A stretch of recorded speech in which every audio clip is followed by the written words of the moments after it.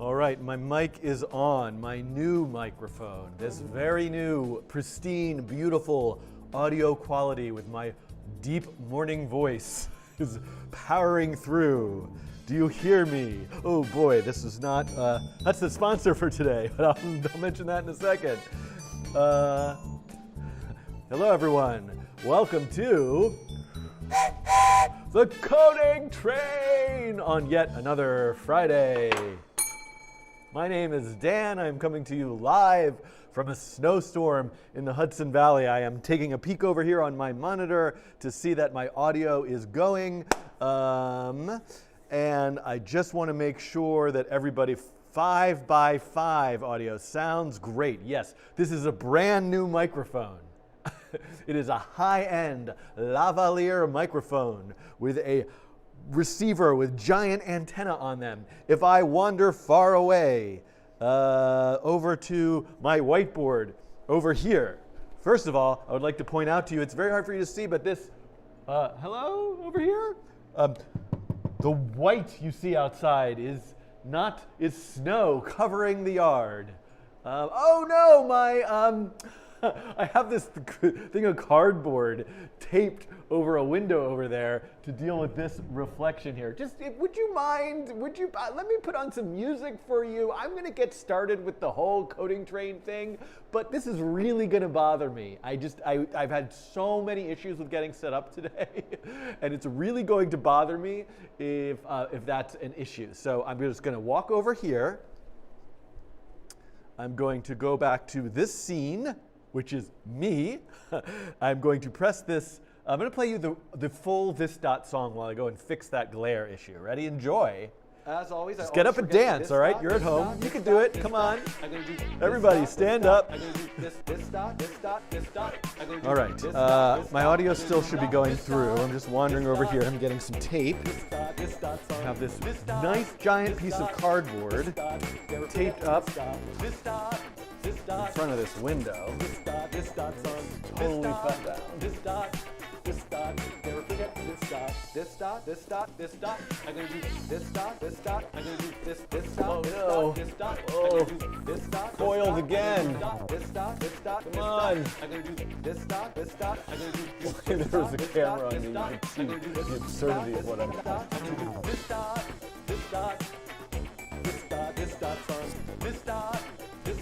One of the worst jobs I've ever done, taping this up onto a wall, but I must do it with speed and efficiency.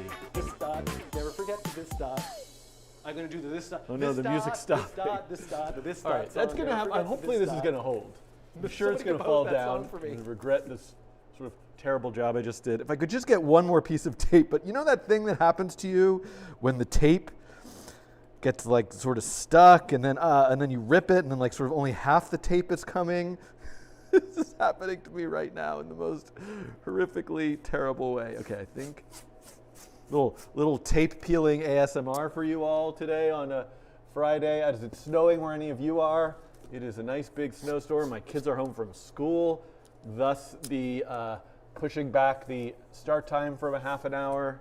And I don't know how this is going to go. I usually have a nice, quiet, if I'm going to start streaming at 10:30, I usually have a nice, quiet hour to an hour and a half to get ready. And I had about 15 minutes, which made me realize like I could not possibly start at 10:30.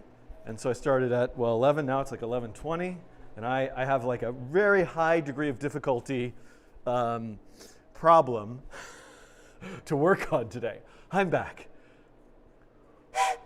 Before I get too far into this mess, let me take a moment to thank today's sponsor. Today's sponsor is a new sponsor, AI Camp. So I'm not as fluid in my what I'm about to say to you. I'm going to do a little bit of reading from here. But what I want to tell you about AI Camp's mission. So AI Camp avoids the pitfalls of traditional higher education through enabling their students to learn through doing. To facilitate their progress, they provide immersive project-based programs that cater to the students' goals and interests while teaching them the skills they need to be self-sufficient and industry ready. Our company infrastructure was originally built by a world-class team of experienced educators and seasoned industry professionals. Now their operations, many of their operations are being managed by several teenagers that have excelled during the programs and gone on to work for AI Camp and in industry as developers and leaders. So you can find out everything you want to know about AI Camp at ai-camp.org. Go to /mission for their mission. But this link here will take you, if you are between the ages of 13 and 18, that link will take you to a scholarship application for their summer programs. It can be done fairly quickly in one sitting. Last summer, they gave 10% of the students a full scholarship and about 60% of the students a partial scholarship. So if you're looking, if you're, I'm going to show you some more stuff from their website and some of the projects the students have built later. But if you are looking for something to do this summer, virtual summer camp with AI Camp, please check them out, and you can apply for a scholarship through this link that I'm showing you right there. All right. Now, okay, Rico, I see Rico. I see you sent me a message. I don't have time to read the full paragraph of text, but I appreciate it. I am just as organized as I always am with my list of things to talk about today. If this is your first time tuning in, welcome. What I am intending to do today is record, well, I'm going to be live streaming, but while I'm live streaming, and please, everybody needs to remind me about this, when it gets the time for me to start the coding challenge that I intend to execute today, everybody should say like, hey Dan, did you remember to press record to disk? Because if I don't, then I don't know, and it's just gonna live in the live stream. But this new process that I've got going on, and I just want to, minimize some windows here.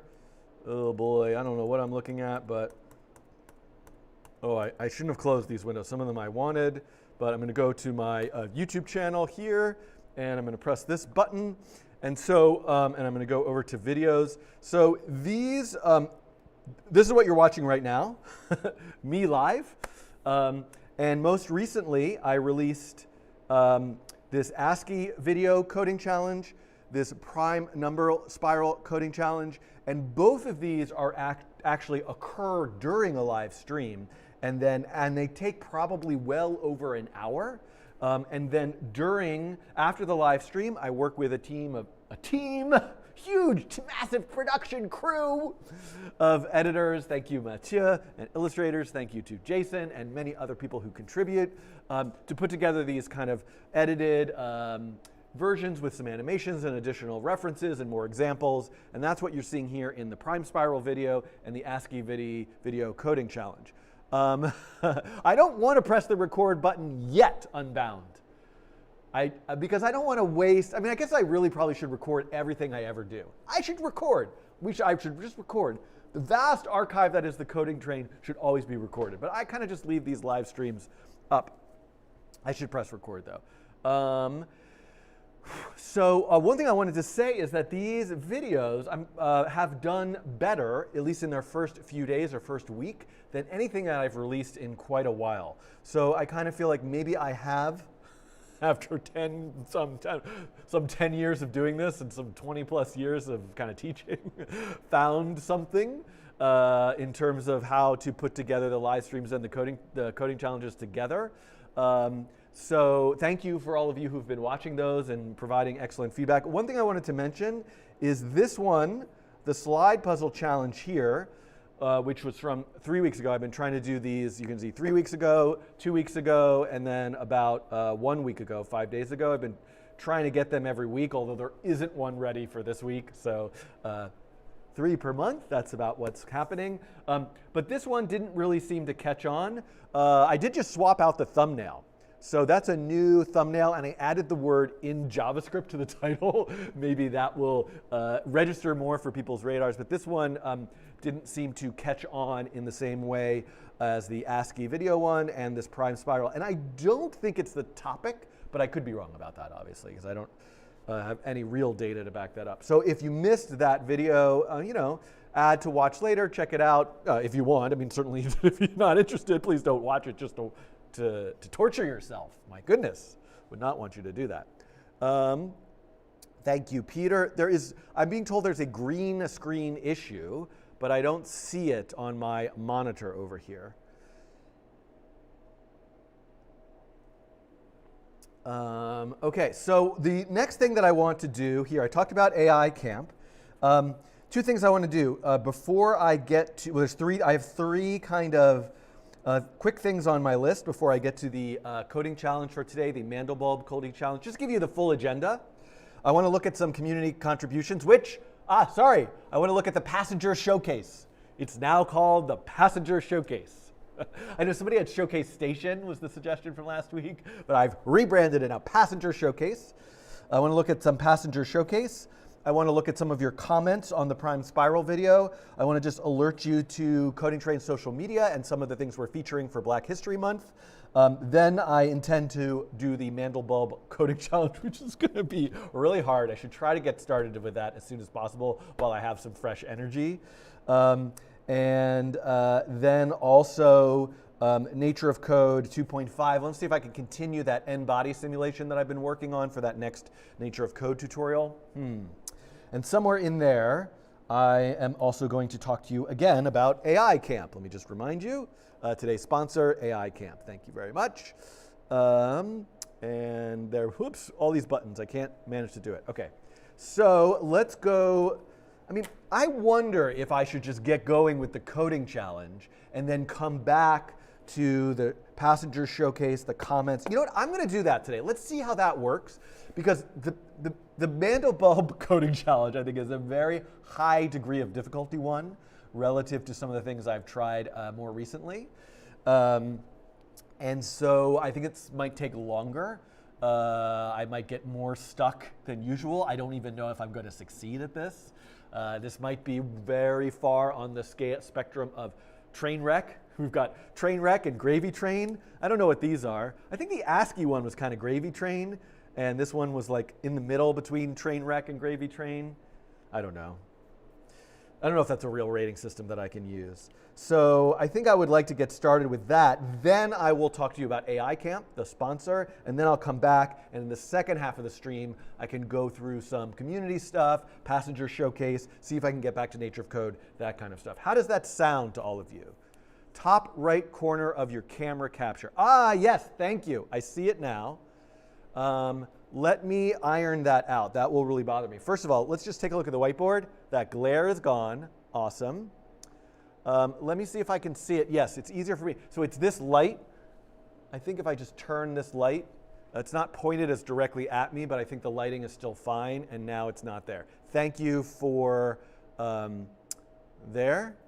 And I am doing the Mandelbulb in processing, yes. I might investigate at the end if I could do it in P5. And I also should let you all know just in advance, before you get too excited, that my goal with the Mandelbulb is just to do a point cloud of the Mandelbulb fractal.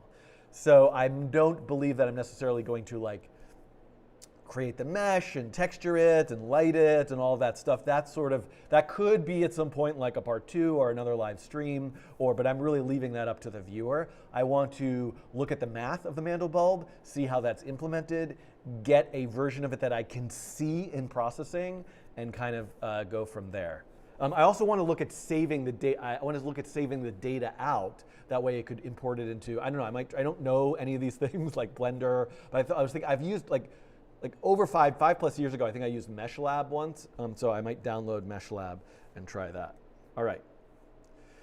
So let me find the references that I want, which I literally just closed, which is quite unfortunate. Mandelbulb, but they're still over here. So let me go to the Wikipedia page. Always a good starting point. Let me find the references. This, I believe, is, no, this is interesting. This is not one of the references I meant to open. Let's see. Let's see this. Yes, this is the one that I intend to use as my primary reference. I want to just see, I think. Or maybe this is not it. Where is the one? All right, hold on. This is a good reference. Oh, yeah. Background. No, there was a page I was looking at yesterday that had, I thought it was this page, the formulas on it, and even some pseudocode. Okay, maybe it's this, and maybe it's this. Okay, this is not, this is good reference. Yeah, this is definitely something that I should read in terms of the history. I have not seen this one. Whoa. Yeah, so hold on. Where is the one that I was looking at yesterday? Let me keep looking. I thought it was this page. Hold on. Formula, no, Mandelbulb.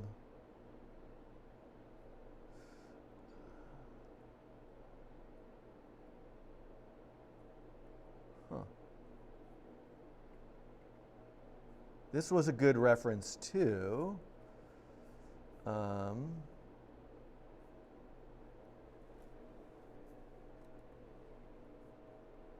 Yeah, this is the original. I want to get the historical references correct.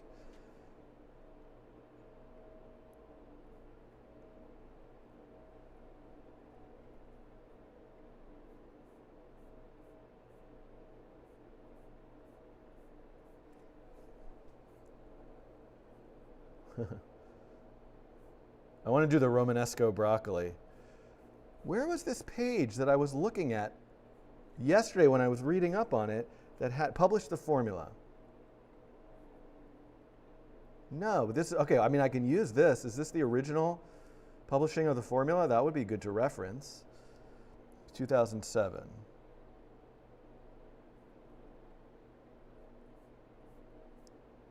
I think this might have been the one I was looking at. I'm really losing my mind here. Okay. Let me take a peek at the chat. No, I didn't start the recording yet. I'm going to. Okay. I'm going to just look a little more carefully here because I was scanning this very quickly. Full size shown here, other hotspots here. Okay. Order 8 is what I'm going to do.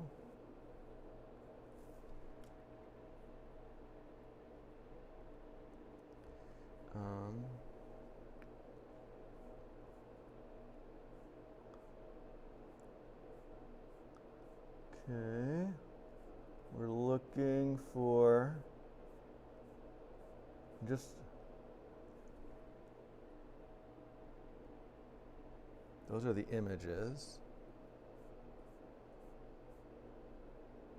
Yes, this is the page I'm looking for. Just have to keep scrolling. No, where? Okay. This is crazy. Like last night, I found a web page. I thought it was this web page that had, I mean, I don't necessarily need it because I'm finding the same info, but I felt like it was last wrote. Introduction, existence.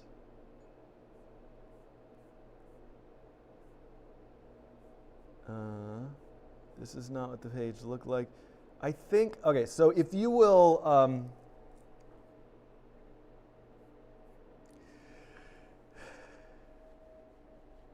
never stream your Chrome history. If you will bear with me for a moment, I really want to find this link. So what I'm going to do is I'm going to just switch to this view and I'm going to log out of, so one of the things, speaking of pro tips for streaming, is I have multiple accounts on this computer and I stream from one of them. Please raise the sensitivity of the mic. So I'm loath to do that. If somebody, it does seem a tiny bit quiet actually. Let me try doing this. Let's see how that does. But I tend to get quite a bit loud, and also once I turn the noise down. So just give me a moment here. I am now logging into the login that I was last night when I was reading some articles about the Mandelbulb before, and here it is. It's on Skytopia, skytopia.com/project/fractal/2mandelbulb.html. I'll even show you, even though I'm kind of like, this is the page that I was looking at last night with these formulas that I wanted to use as my main reference. And I don't know why I wasn't finding it. This is the same page. I'm losing my mind. Oh no, this is a slightly different one. Okay, I'm putting, hold on.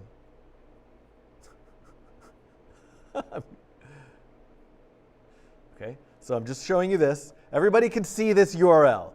This is the URL that I want to look at. Everybody see it? So I'm now going to go back to this view, and I'm logging back out of Daniel Schiffman. I'm no longer Daniel Schiffman, and I'm logging into Coding Train. I am now the Coding Train. This will take a moment. We're going to get there. I'm logging in as the Coding Train. Now I need to go back to that URL. Can somebody please remind me? Oh, and I see Mathieu is just there in the chat. Let me know how the audio sounds. I mean, everybody should let me know, but in particular Mathieu as the sort of lead video editor. I don't know what title to give you, Mathieu. The Coding Train would not exist without Mathieu in the form that it does today. I mean, probably it wouldn't exist without me also. You know, I do have something to contribute here, but really, the amount of support I get from the community and different people who work on various projects is just extraordinary. Okay. Now, can everybody help me? Let me just close out of some stuff here that I don't want to pop up. Okay, that doesn't matter. I'm going here. I'm going to lot links, and then just trying to clean up I have to do some stuff to clean up my desktop. All right, you know what?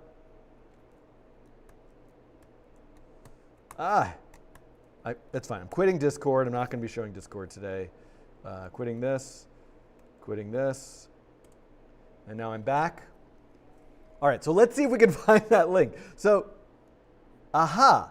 So it was, what was it? It was like one Mandelbulb or something? I've already forgotten. No? 4 Mandelbulb? What was it? Somebody remind me. Tell me in the chat. I can't paste the link there. I have too many computers going all over the place. Come on, chat. People help me out. What was it? 4 Mandelbulb? No? Fractal. Ah, okay. Look, we're finding it. Mandelbulb. Mandelbrot? No. I'm losing my mind. What was that page? Was it this page? 2. Thank you. I couldn't remember that. 2. It's hard getting older, folks. I really feel like I hope I can keep this Coding Train thing going. All right, 2 Mandelbulb. All right, yes, this is the page that I want. This is so weird because look at this. Timestamp, I'm losing my mind here. Timestamp 8/11/2009. And then if I go to this one, same. Like these pages look remarkably similar. This one has been updated in 2011, and this one was not. So this is Coding Train Classic, where I very much like to stick with the classics here. So this is the page that I'm going to use as the reference. Fantastic. Okay, we are good. I do want to take a moment. So let's see what else I've got here. So I'm going to just close out some of these other tabs. Oops. Getting myself set up. I'm going to hit record in a minute. Obviously this, I want to just have a better understanding of the history here. And let me minimize this. I'm going to show you all this later, the AI camp stuff. Deep breath.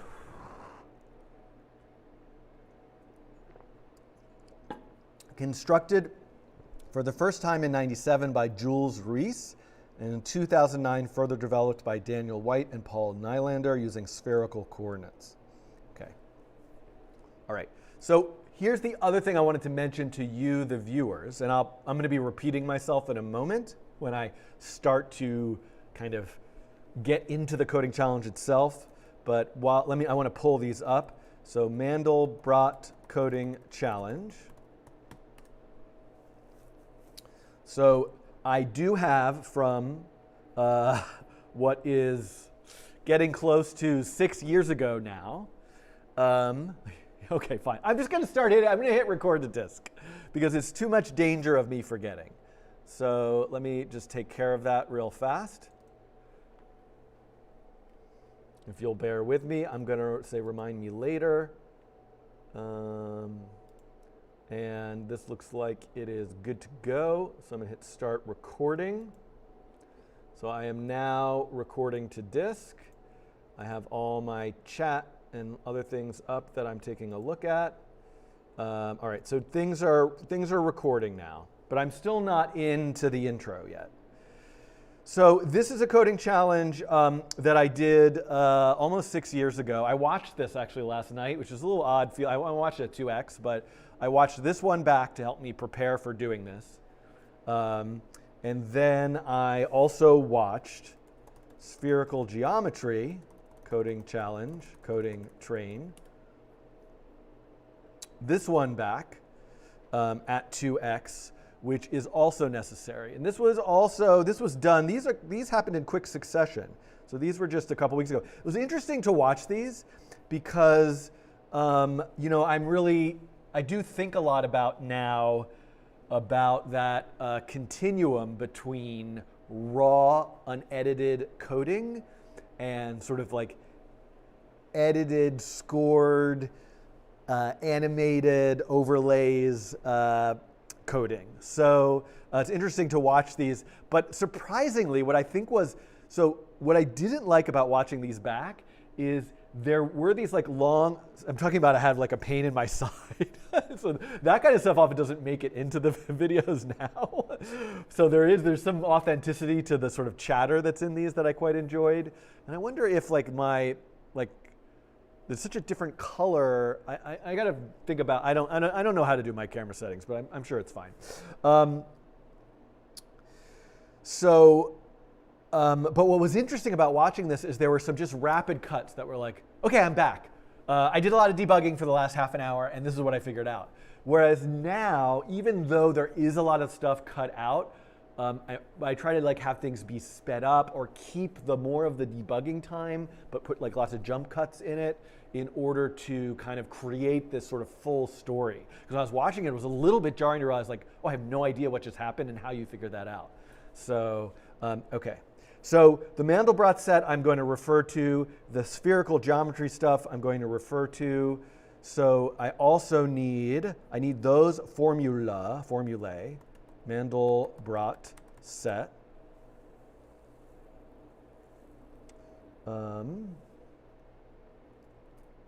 Okay, so this is what I'm doing. And then the spherical coordinates. I want those formula, which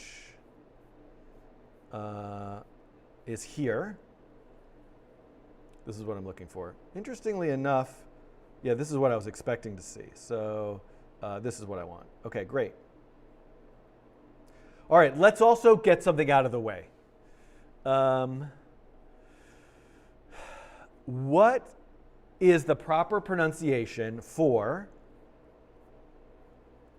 this? I believe the proper Greek pronunciation of the Greek letter is phi.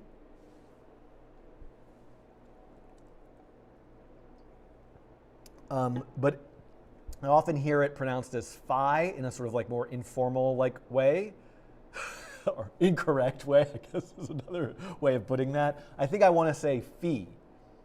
Am I going to, and by the way, this is totally, I think, like, I spent 20 minutes on this in the Spherical Coding Challenge. So if anybody who feels strongly about the pronunciation, writing F-P-H-I is not helpful to me, phi. Everyone is saying phi. Phi, according to Wikipedia, phi, okay. Phi, phi, fo, fum. Okay, so I'm going to say phi. So that's out of the way.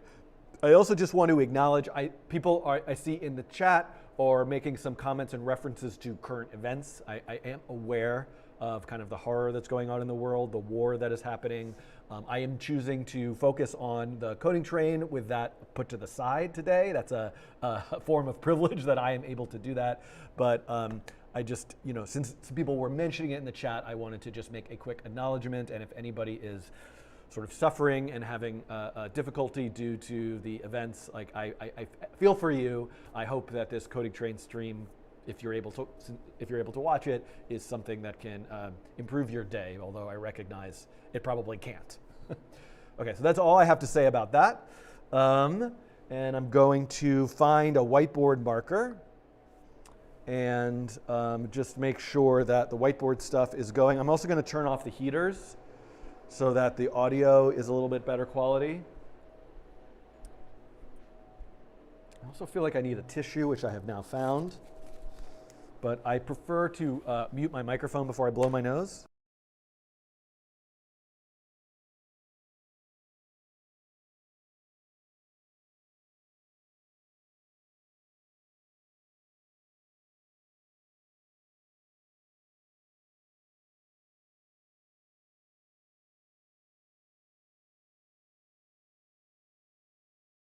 Okay, my mic is back. Simon, I see your comments about how I botched my explanation of imaginary numbers in the Mandelbrot set. I was feeling a lot of pain watching that back yesterday, so thank you for that reminder. Let me just write over here to make sure I have the whiteboard focused. Can I push this back at all? It's all the way back. And I just want to see if the focus is good. There's a way for me to zoom, but I think I'm just going to have to do my best here. You know what? Actually, there's an easier way for me to do this. If I stand back here. Apologies, I'm just focusing the camera.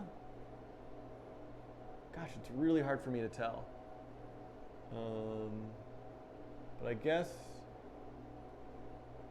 that's going to be good enough, and it's a little bit.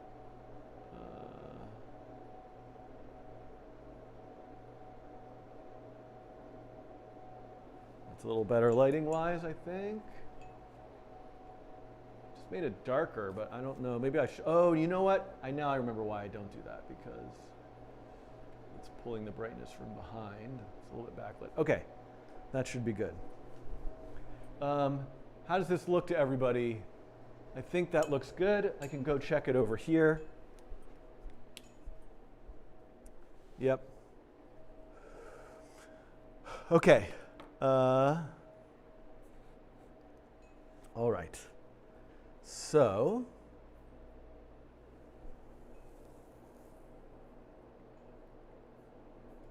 is this 4? Okay.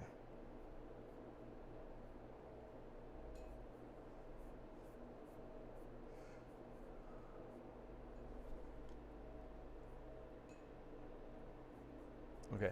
So Mathieu, just as a note, this is the reference image that we'll start with, because this is precisely the version that I hope to create. Now, mind you, again, to the live audience here, what I intend to create will not look anything like this, although I would like to get to there. I would like to render it with but that'll have to be another. I mean, I'm just going to be happy if I get anything remotely close. Okay. Then, what was the other thing that yes, processing. So let's make sure, I think I am using the most recent version of processing, beta 6. I think that's what I've got. Let's run this one. How can I tell?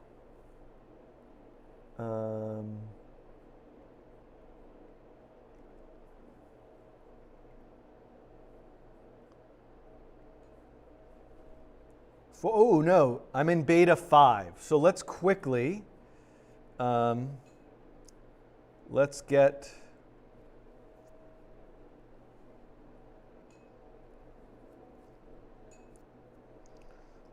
beta 6. I can't believe it's almost noon. What a day. What a day.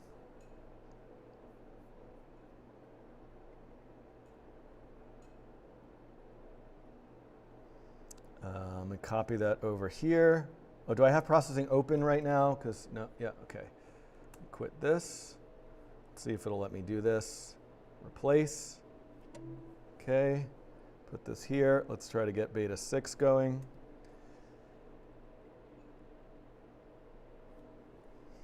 Now, one thing I also want to sort out is what is the best...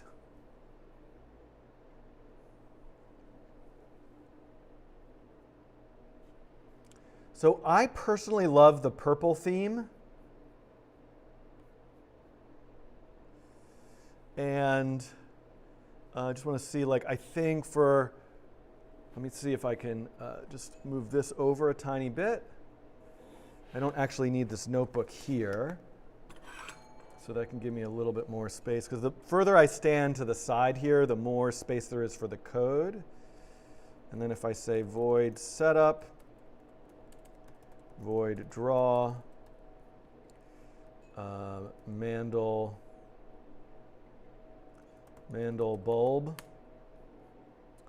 and then let's make the console size 24, editor size 32. Let's try this. How is this for a font size? And I know everyone's telling me. And the other thing, though, is as much as I love this particular theme, it's not clear to me if this is good for if this is optimal for the viewing experience. So let's take a look here. Like, this is the default. So I wonder if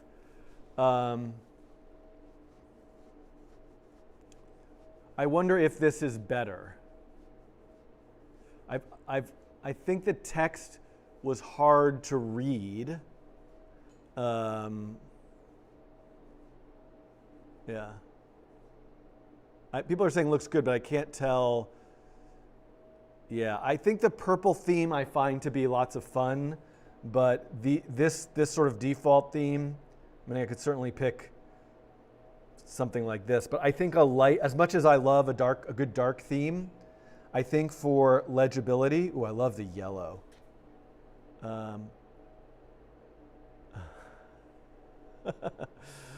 Oh boy, oh no, too many comments. All right, hold on. We're gonna, again, I'm probably gonna go with light and for video playback, not for your own coding. Dark, light. Okay. So I put up a quick little poll if people want to vote. I'm just curious, but I personally think that for legibility in a video, the light theme is better. Although, what do I use for P5? That's not true. I'm always using this in P5, so maybe I'm wrong about that. But I did feel like this particular dark theme, these colors, the red here is not very visible. So I wonder if there is like a better, I'm just not happy with any of these dark. This one is a little bit closer to, I think, what could work. But I want accessibility and contrast is a major thing to pay attention to. I think I need to go with the light one. People are voting for the dark. I just don't see that any of these, I hear you all. I'm sorry that I'm going to veto it. But I don't feel that these dark themes are presently high contrast enough. Like, how do I do that?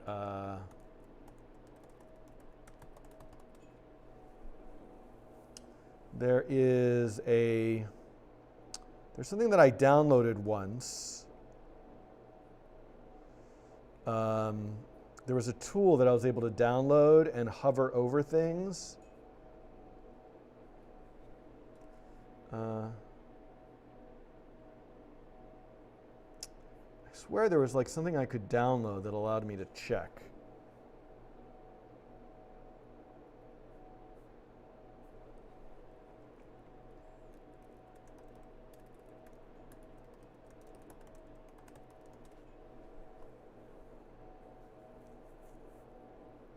This is for Windows. Oh, for Mac. I think this might have been what I was doing.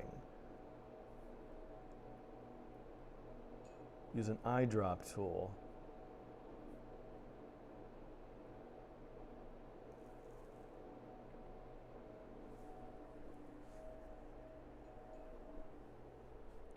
Turquoise plus black is my favorite. The top theme 0, 0. My favorite is 3.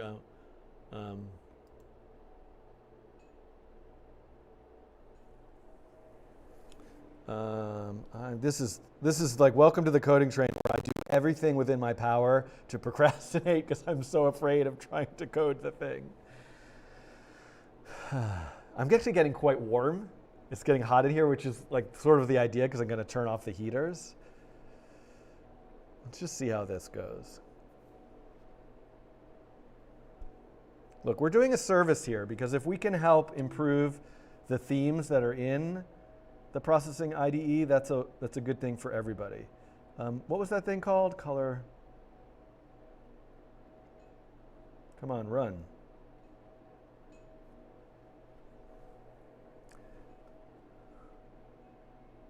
Okay, this is not the thing that I was thinking of, but it will work. So let me go here. So for example, whoops, no, hold on. So the foreground color. The foreground color, for example, is, wait, how come this is not working? Oh, maybe it is showing me the colors. Yeah. But I should be seeing black here. I'm so confused. This is not working the way that I expected it to. All right. Background color. Yeah, this is not working correctly. Why did that not work? Ah! Do you see how this is not working? It's like not picking up processing for some reason.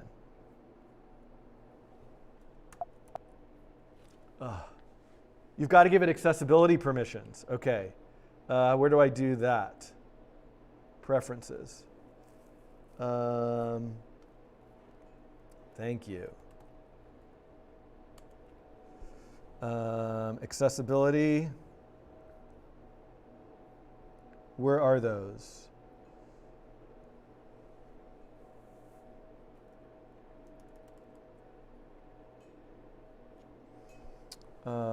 Display. Somebody's going to tell me. Give it permission. Where do I give it permission? Maybe that's in like privacy. Usually it requests.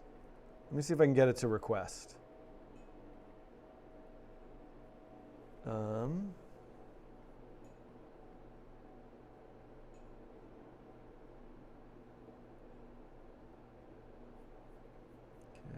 Security and privacy. Screen recording, is that what it needs? Yeah.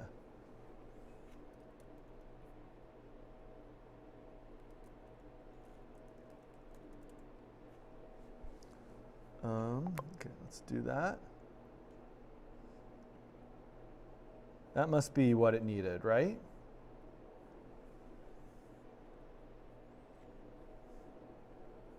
Yeah, there we go. Thank you, everybody.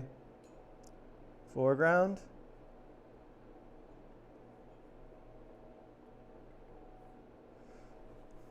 Pass. All right.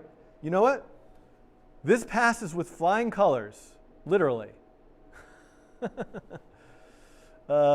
So now I feel better about it. I kind of like this one. Wait, hold on. But wait, was this the one I wanted to pick? This is so important. In all this time, purple, I don't like the red. I kind of like this one. This one's pretty good. What was I think I kind of like that one. Which one was it? Now I'm lost.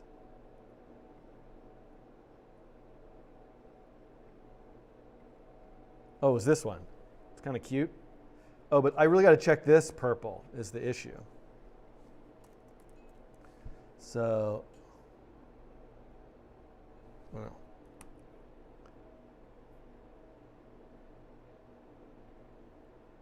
Yeah, it failed. So this is the issue, that purple fails. So let's not use this one.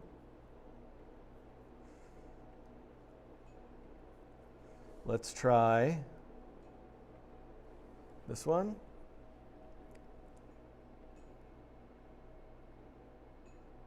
Pass.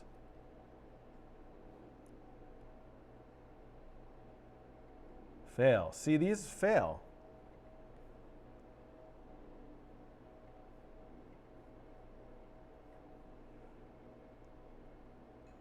Pass. Oh, that one. Whoa, wait a sec. Interesting. Enhanced. Oh, it passes for large text. So that's fine because I'm using large text, I believe. Fails for large text. Minimum, enhanced. I feel like we should get the enhanced large text. Huh. So none of these are really passing, if I'm being perfectly honest.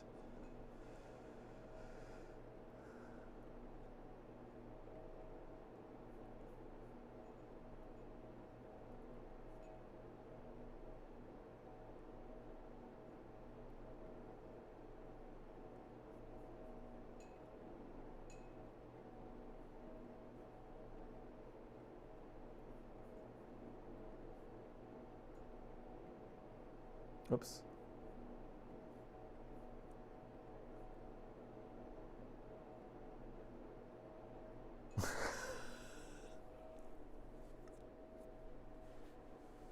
Yellow.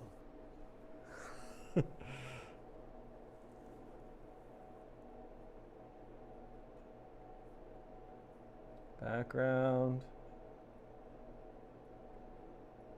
Oh, so close.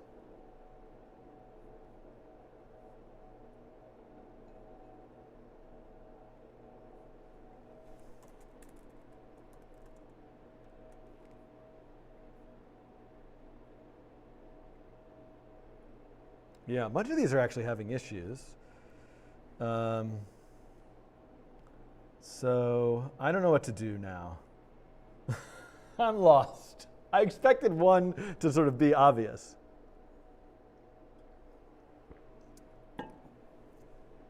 Okay, I got to put this away, and it's going to be okay. I will be doing the best that I can with the tools that I have.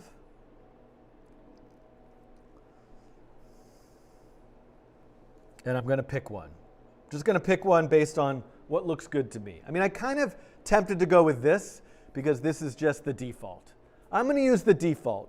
Yeah, white background is better for visually impaired. Okay. Start coding. I'm going to use the default. I can't get too wrapped up in this. The default is the default is the default. Let's use that. Okay. Close this,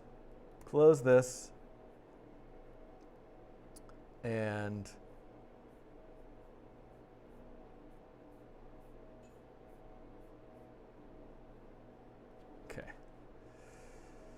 okay. All right, everybody. I procrastinated enough. I am going to make sure the recording is still working.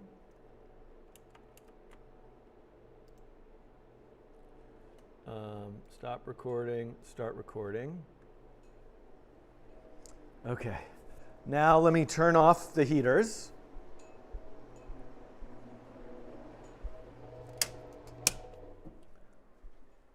So that we have as pure audio as possible.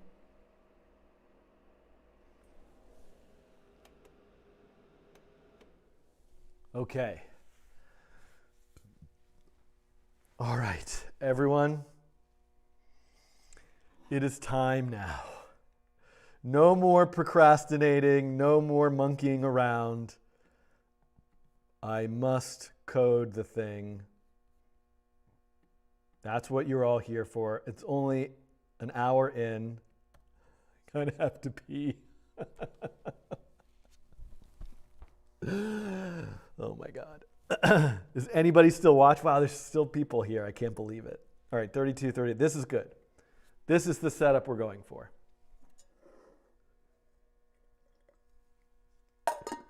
Just please allow me a 30-second break. Okay, I'm muting my microphone.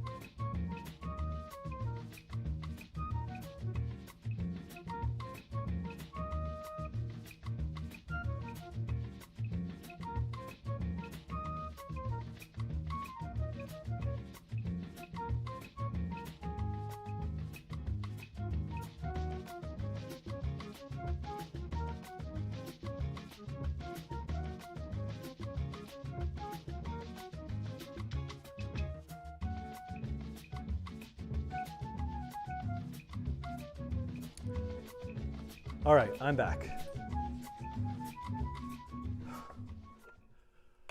Okay, everybody, it's finally happening. Here we go. I'm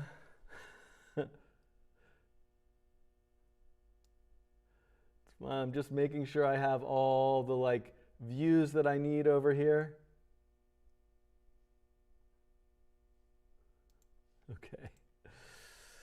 Okay, apologies. I see some people in the chat are a little unhappy with how much time I've wasted here, and it's just kind of my process, but it is what it is. Okay. That's why I also have edited versions. Sorry, everybody. I'm just going to put this down here so I can see if and when I'm recording. Okay, great. All right, here we go. All right.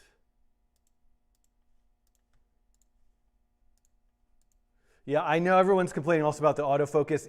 It stays stable when I stay here coding and talking to you, so hopefully that's going to be fine. Okay.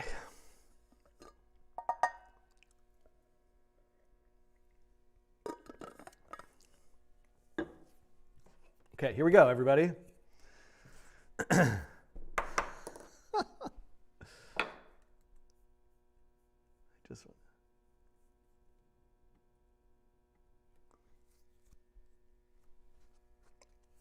Okay.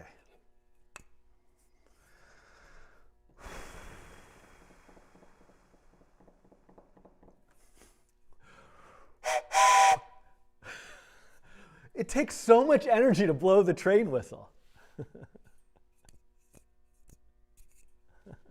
Okay. I can do this. I can do this.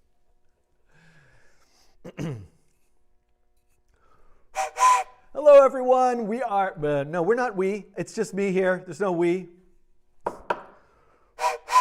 Hello everyone, I am back for another coding challenge. I am quite terrified of what I'm about to make today that I'm showing you pictured here to the left of me. Although I have a feeling what I end up at the end will look nothing like the beauty that you're seeing, but we'll see how far I get, how close I can get to this.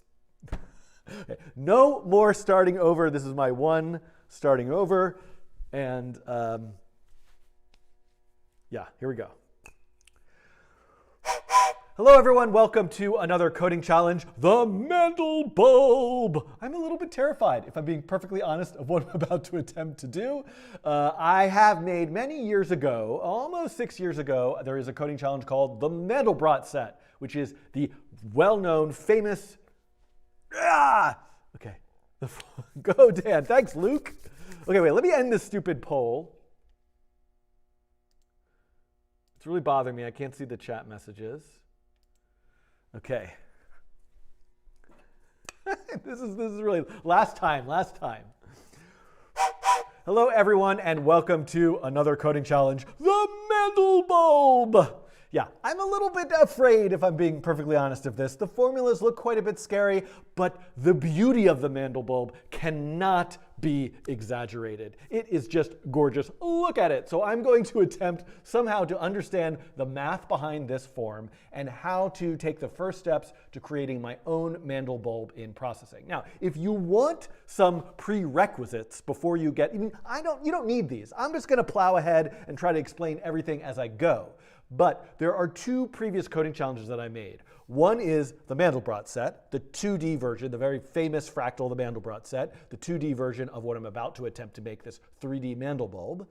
And also, did a coding challenge, and also I created, what am I saying here? And also, you might want to take a look at the coding challenge on spherical geometry, because the idea here is there a way to take the 2D form, that is the Mandelbrot set, and extrude it, extract it, deform it, stretch it, pull it, and make it into something three-dimensional?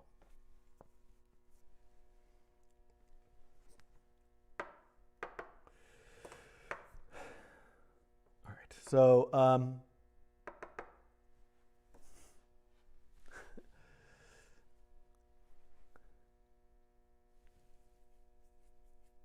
a quick bit of history here. The Mandelbulb was constructed for the first, A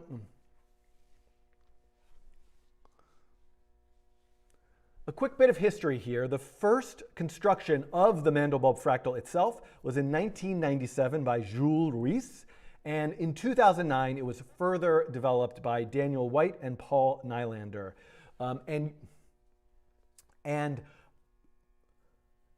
These ancient and these beautifully designed 90s and early 2000s and these beautifully designed 2000 era web pages are my core reference for what I'm going to build in today's processing.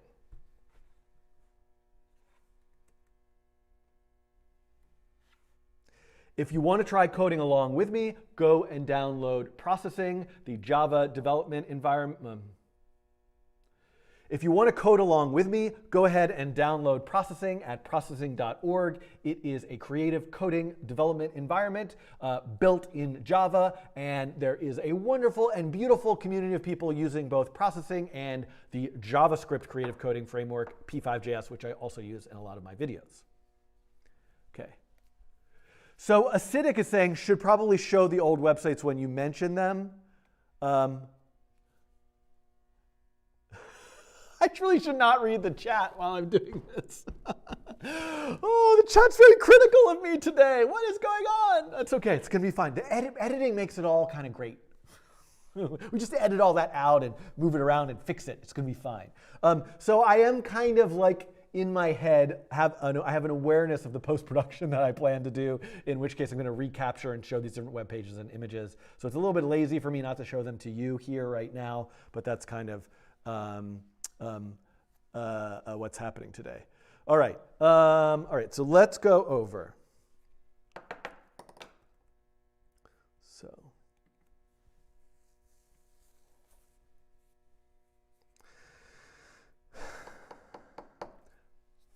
So let me go over here.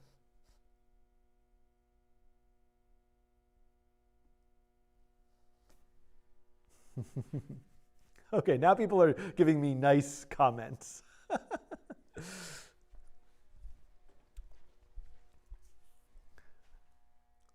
Let me start by briefly reviewing what is the Mandelbrot set.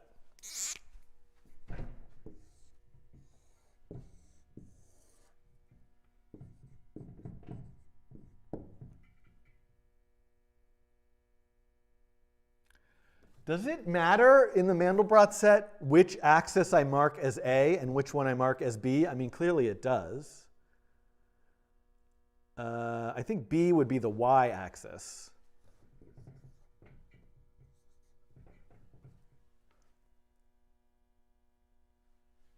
Hold on, I got to make this somewhat continuous for Mathieu.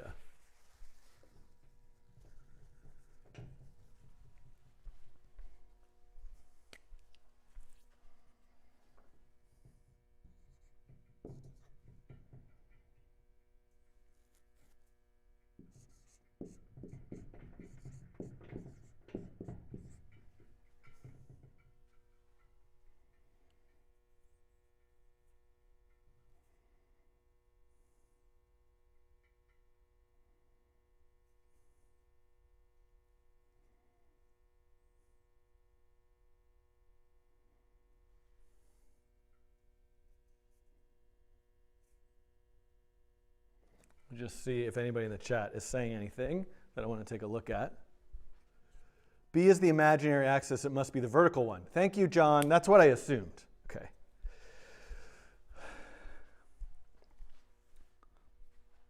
So I don't want to rehash the entire thing again from my Mandelbrot video, but the idea of the Mandelbrot set is we are looking at every two-dimensional coordinate on the complex plane.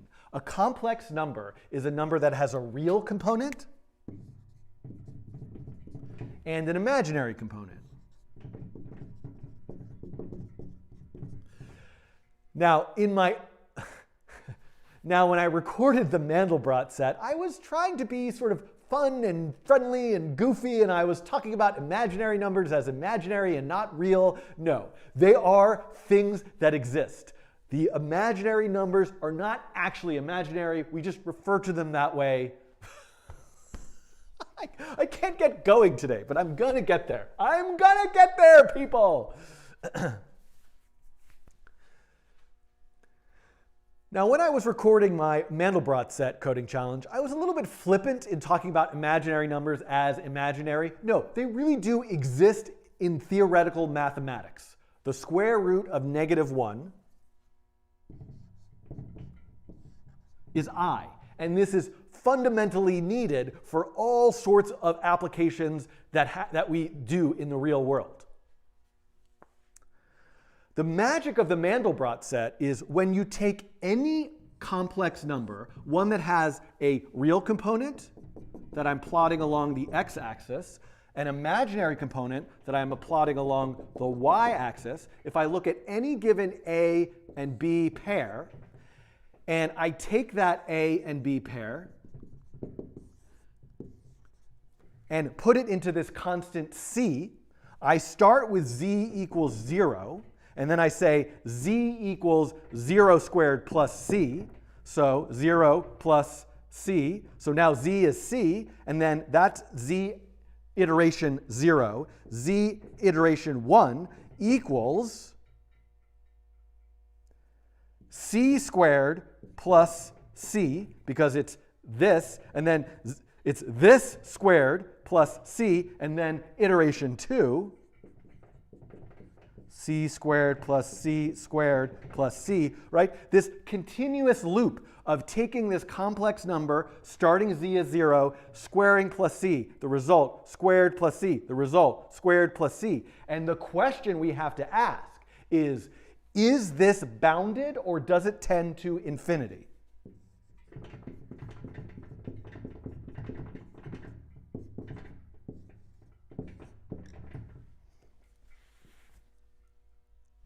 Is it the bounded ones are the Mandelbrot set, or the infinite ones are the Mandelbrot set? I need to go look that up. Recursion, I should mention. It's like a recursive algorithm. Hold on. Is the set of complex numbers for which the function does not diverge to infinity? Okay, yes.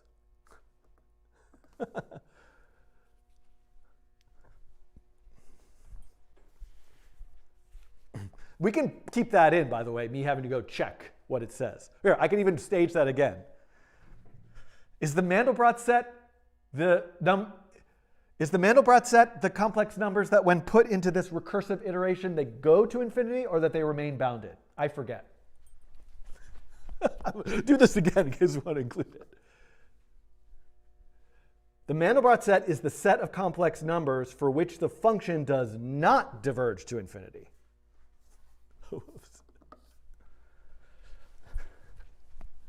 So the set of numbers that do not diverge to infinity are in the Mandelbrot set, and I'm not really going to be able to draw it, but I'm going to try to overlay what the Mandelbrot set actually looks like right here.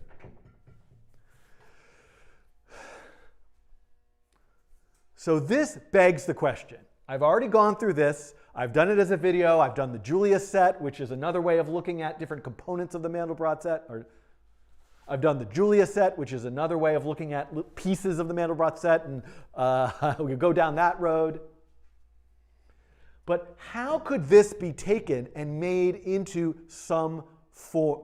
How could this be taken and made into 3 dimensions? A complex number, by its nature, is mapped to a 2-dimensional plane, a real component and an imaginary component. There is no A plus B plus, there's no third axis here.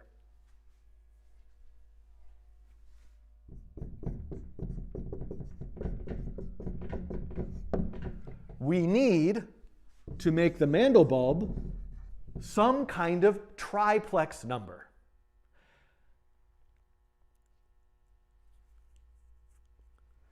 And if you look back at the brief history of different attempts at this idea of a Mandelbulb, there were a variety of approaches, and the one that I want to focus on and look at today is that 2009 approach by the people whose name I can't remember. Let's see.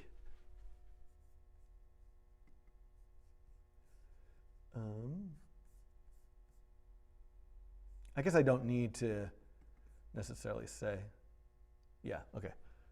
Daniel White and Paul Nylander. The 2009 approach that Daniel White and Paul Nylander developed using spherical coordinates.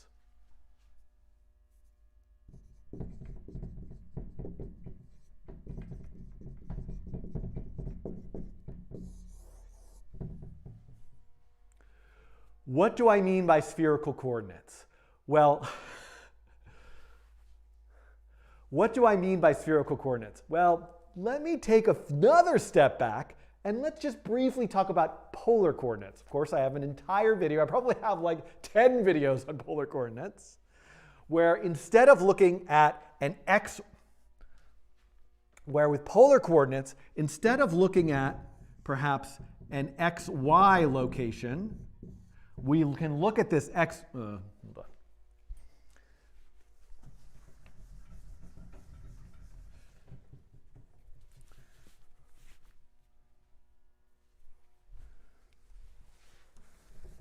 I kind of want more space, but I want to leave this here. So polar. Wait, hold on. Okay, I got it. I've got it now. Let's make a little table here. Cartesian, polar. So the idea of a Cartesian coordinate in 2 dimensions is an x, y coordinate. The idea of a polar coordinate in 2 dimensions is r, comma, theta, meaning xy is some x offset and y offset from the origin. And I'm using kind of a computer graphics window. I don't want to. Okay, hold on. I got it. Yeah, let me do this again.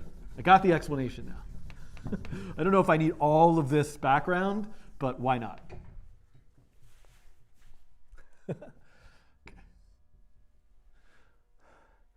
Let's talk first about polar and Cartesian coordinates. Or I don't know. I don't remember. I've lost my train of thought. Ha ha ha ha ha. Choo choo choo. I don't know if I should probably go look at the chat. I see lots of hearts. That's a good sign. I can't read the chat from over here, but I could see hearts going by, which actually is quite helpful. Okay. Let me make a little table to compare.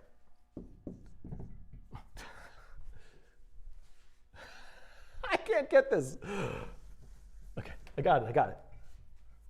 Let me make a little table here to compare.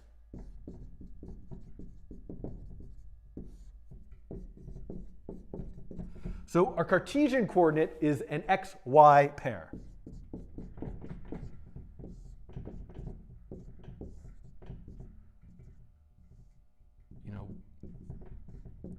We look at it at what is its x component and what is its y component. A polar coordinate is an r theta pair.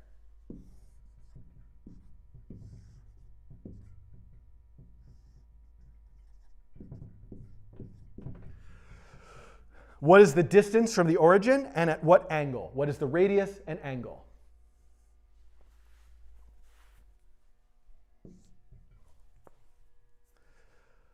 But this is only in 2 dimensions. What happens when we go to 3 dimensions? Well, we still have a Cartesian coordinate in 3 dimensions.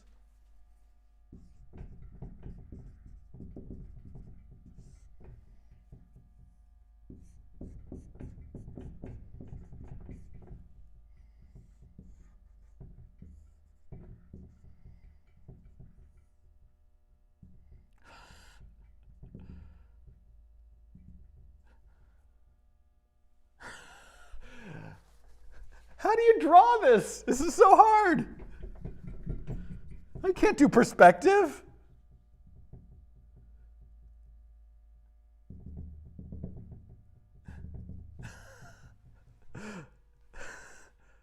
That's not anywhere close to right. Maybe I can put something here to correct that.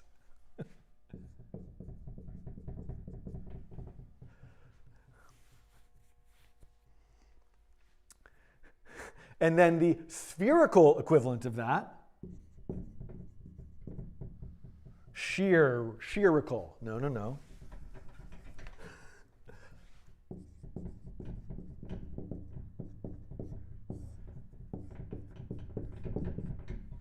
Oh, how do I write phi?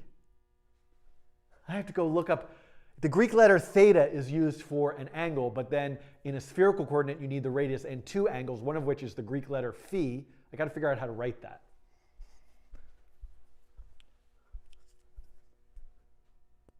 Cube. Draw rectangles on the x-axis. It's like a P. Yeah.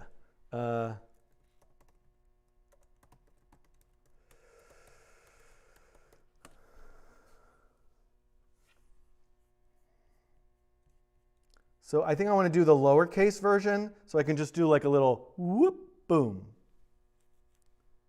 A cube, phi. Okay, let's see. All right.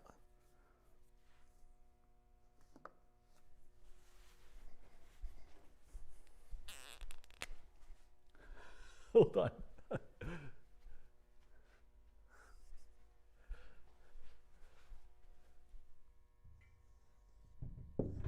There, that's the lowercase phi.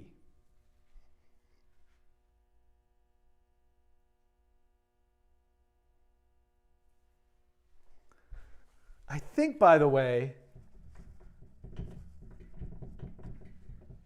that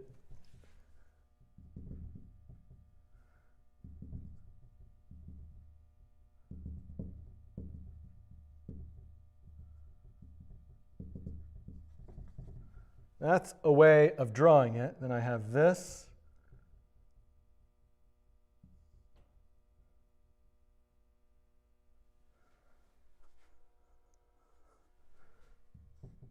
Well, I still can't really get it. But you get the idea of the 3 dimensions. I'm trying my best.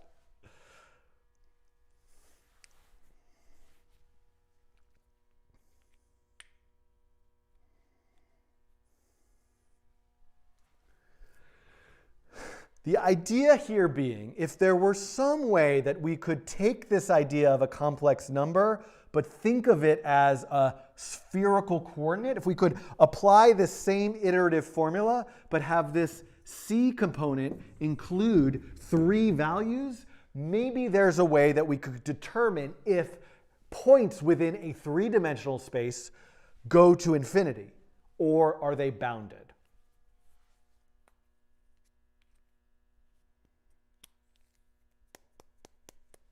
Okay, so let me come back over here.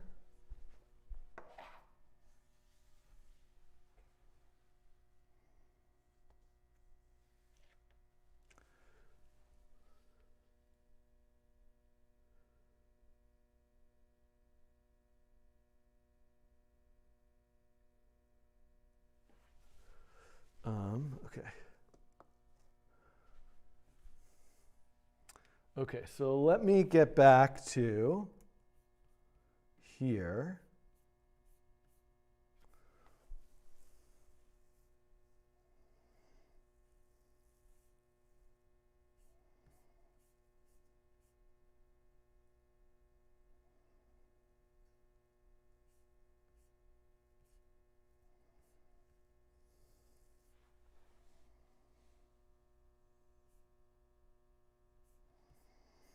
Okay, so let me find the next part here.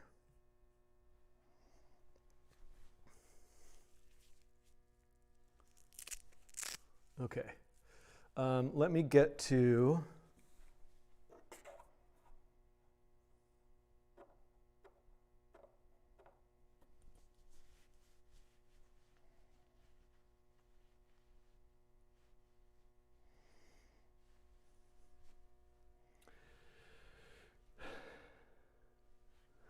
this 2009 explanation for me is a sort of canonical reference point to begin with.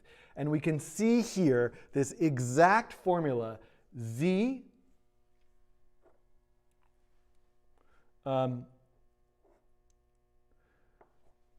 we can see here this exact formula that looks very much like the original Mandelbrot formula. Z equals Z to the n power plus C. Now, I do want to discuss why does it say n rather than what I have over here on the whiteboard very specifically saying Z squared. So we're going to have to come back to that at some point. Whoops. There we go.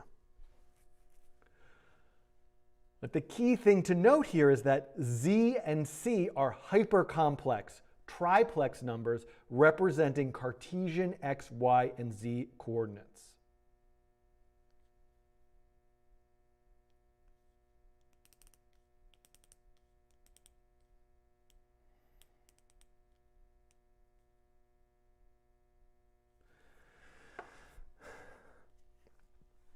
So I want to get to the next step here and even look at the pseudocode down here, but let's at least begin.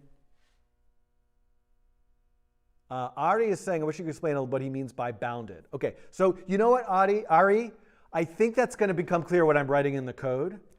So yeah, I will. That's a very good point. I wonder if I can address that a little bit more specifically, but I will. That will become clear once I get to the code. So before I get into these formulas and then even into seeing if this pseudocode can apply into my code, let me begin by just setting up our processing environment to have a 3D space that I can begin to work in.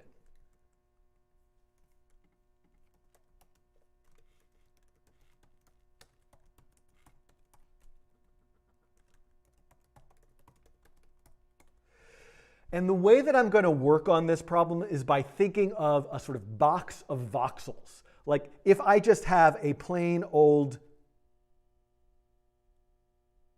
2D canvas, I have a plane of pixels. If that 2D canvas were to become a cube, there are points contained within a box, each with an x, y, z component.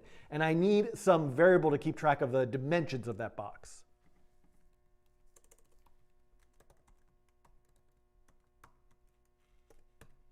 Let's start with just 64.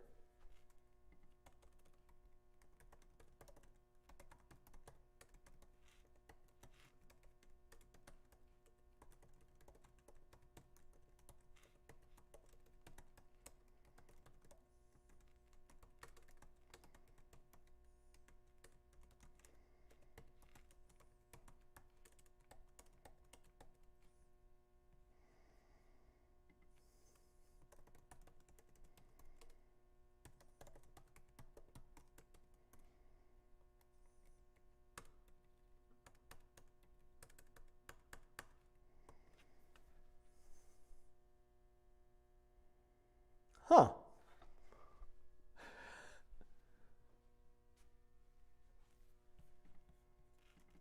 Oops, I went through all this trouble to set up the dimension variable and forgot to use it.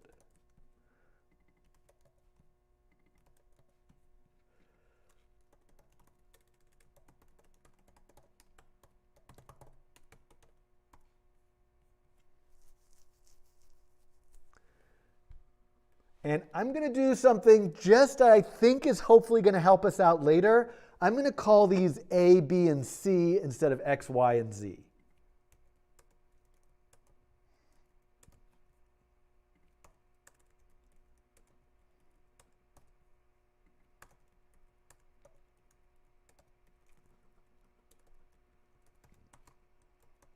Then I want to take those A, B, C values and map them to an X, Y, Z component in the three-dimensional space.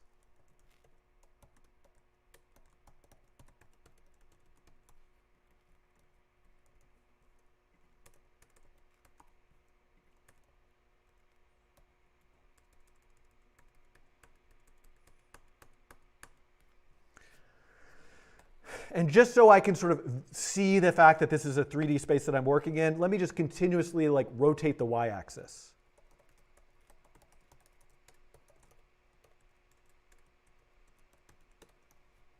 Let's see what we get.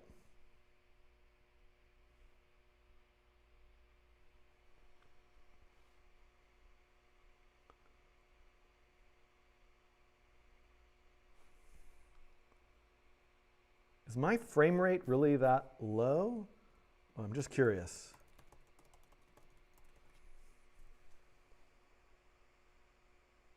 Yeah, why is it so slow just to do that many points? I guess it is. I wouldn't have thought so, to do 64 cubed points.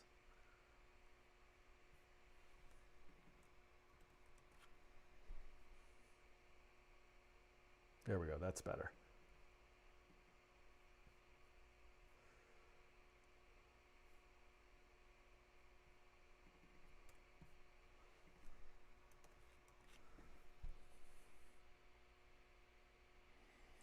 I'm having some performance issues doing so many points. Let me reduce just for now down to the dimensions of 32.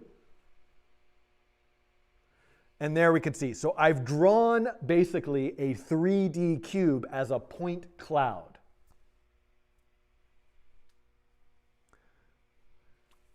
I'm rendering every single voxel inside that cube.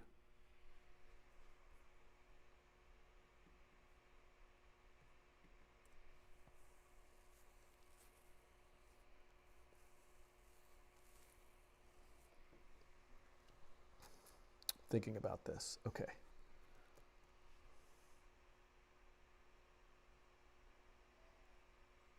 One thing I just want to do is it window location?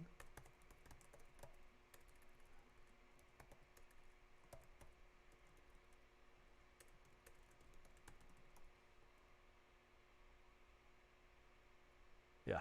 So there's, by the way, there's a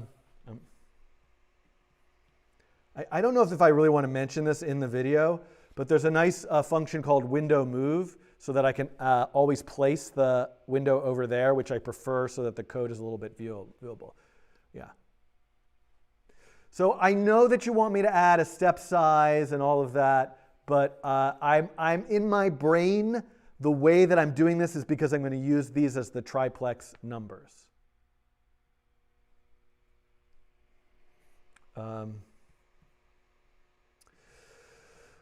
Another thing I can do here just to, like, can I, like, subtly,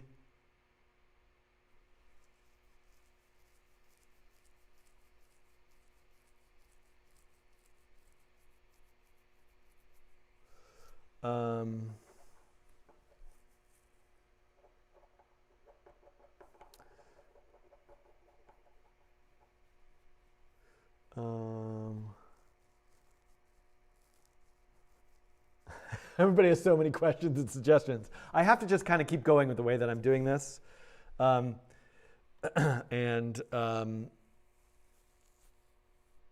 And we'll see where that leads. But just to address those questions, the map function takes any value within a given range and maps it to a new range. And I do have a whole video about the map function. And this is an easy way for me to take all those points and spread them out between -100 and 100. All right, I'm going to leave this window move in here. Actually, I'll just address it because maybe it's going to stay.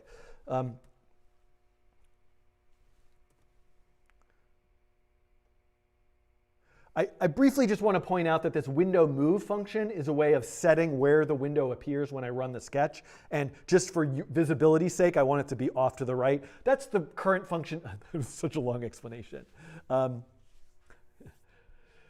I briefly want to mention that I added this window move function to set the processing window itself over to the right. Hold on, I can get this. I briefly want to mention this window move function that I'm adding, which will set the processing window itself over to the right, just because I'm obsessed with the sort of layout here. That's what the function is called in the current beta. It might change by the time you're watching this video.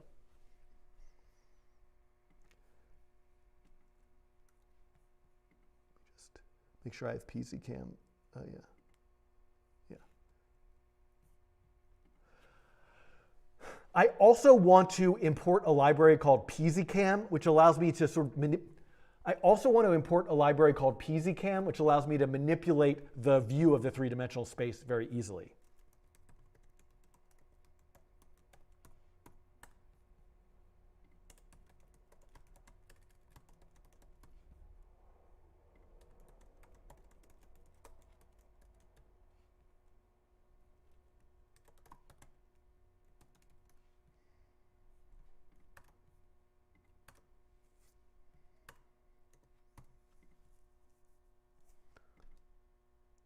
What is it called?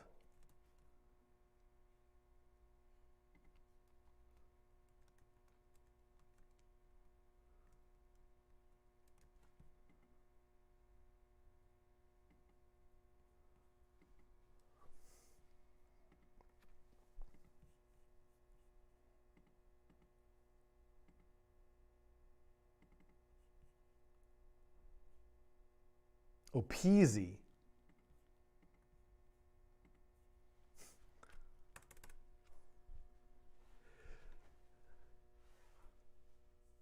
PZCam will center the view in the middle, so I don't need this translate anymore. And I'm going to also take out the rotate. And now you can see that I can kind of move around the space myself, and I can see this point cloud and I can see this cube point cloud again. Now you can see that I can manipulate the view of the space myself and see this point cloud.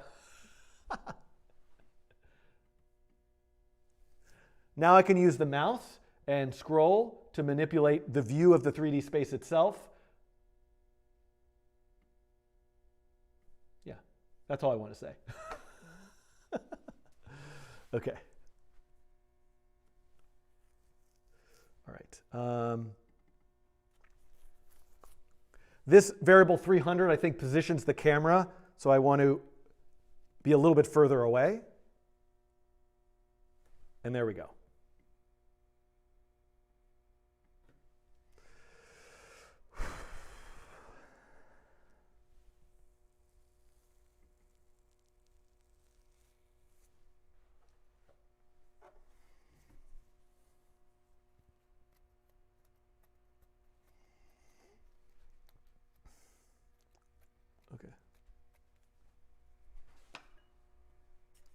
How's my recording going? I'm going to hit stop and start.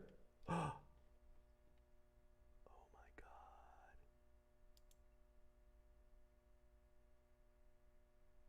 I think I wasn't recording that whole time.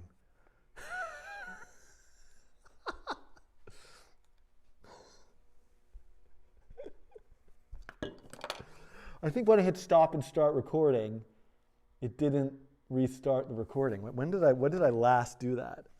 Am I going to have to redo the? I'm excited to redo this whole thing because I feel like I was just messing it up left and right. And I haven't really gotten into the oh my God. I mean, the whiteboard stuff we can keep because it is kind of, oh my God. Welcome to the coding train, everybody. Yeah, there's a 1 kilobyte file. Let's see what I got here. Okay, no, that's nothing. I recorded that whole time of me trying to pick which processing theme to do. And then got 3 minutes here. And I went to do stop and start, and I must have hit the button twice or something because it didn't work. Well, at least I discovered this now. All right, everybody.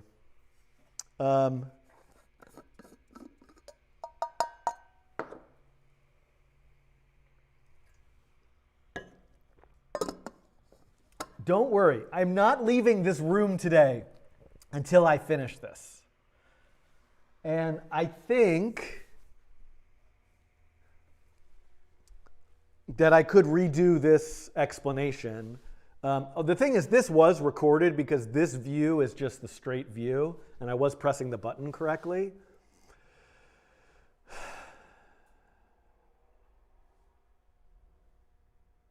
Oh, I'm so sad. YouTube, I know YouTube recorded it. So here's what I'm going to do. I'm going to take a short break, and I'm going to come back and start this over. And the good news is I get to include this really helpful reminder that Simon said, which is that saying imaginary numbers aren't real is like saying negative numbers aren't real. Plus, I can also explain what I mean by bounded. So those things that were confusing, I can get right the next time. And if all of you, next coding challenge are doing, I haven't made this. Here's the thing. It's not that this isn't being recorded, because ultimately this is being recorded, because YouTube is recording this. But I have a system now that's recording every single camera and laptop feed all as individual feeds so that I can put it together in a variety of ways, replacing the background. I won't be able to do any of that with the footage that I have. Well, I used to not do it this way, but I'm gonna hit stop on the recording. I'm going to take a moment to thank today's sponsor, which probably will never sponsor the coding train again, AI Camp. And I'm going to do it again, like Chris Ray says, and I can always still use the original recording. So let me take a minute here to just, let me just deep breath with all of you and say, like, one of the things that makes this possible for me to do is having sponsors. And I'm thrilled to introduce... I'm thrilled to introduce to you a brand new sponsor of the coding train today, which is AI Camp. And this one feels like it's a really nice alignment. My channel is all about education and coding. I have a lot of videos about the basics of machine learning.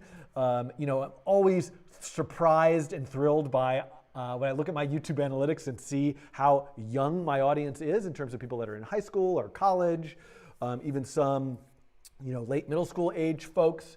And so if you are in that age range of between 13 and 18, if you're in high school, if you're in middle school and are looking for a summer camp, I would like to tell you about AI Camp.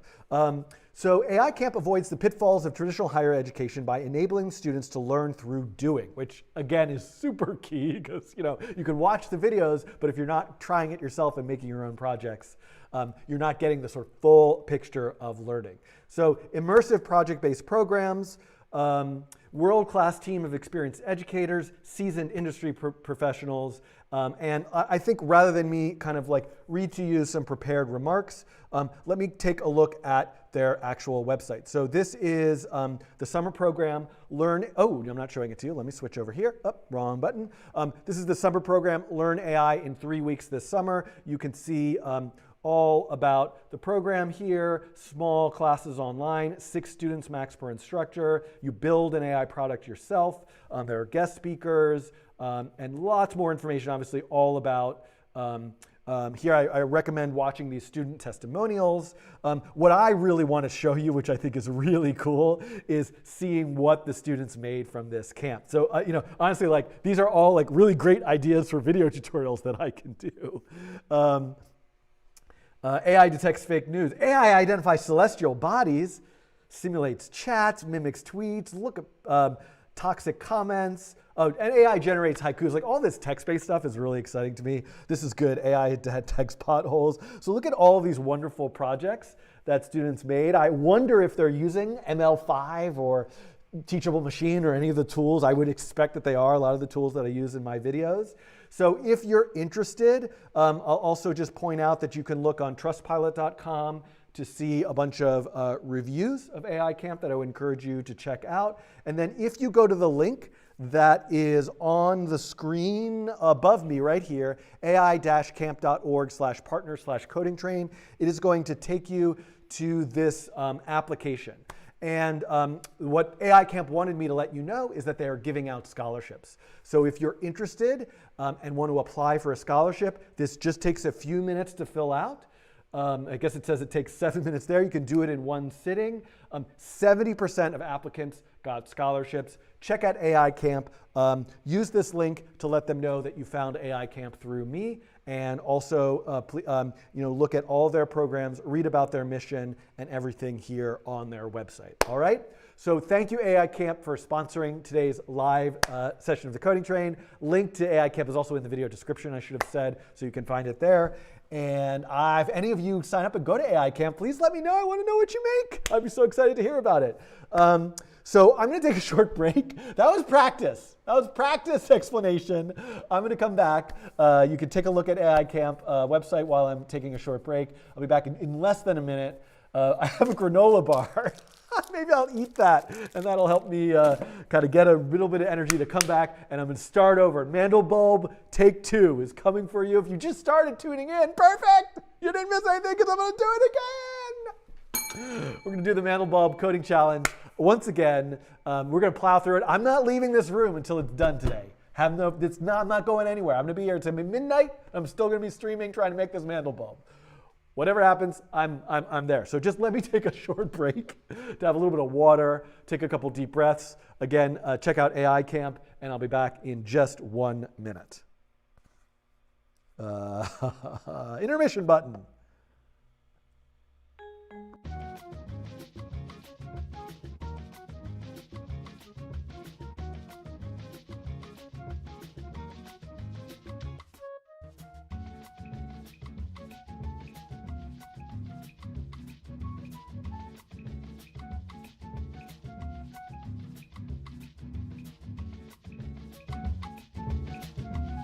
Hey, I'm back. I forgot to mention something important about AI Camp because someone said, oh, if I'm outside of the age of 18, I can't apply. And right here in the information that AI Camp provided for me, it says people out of the application range with experience can apply to teach at the camp as mentors. So check out the website, write to them. If you're interested in applying as a mentor or working at the camp, that's something that you could consider as well. Okay, I'm not back yet. That was just a quick interlude because I wanted to mention that.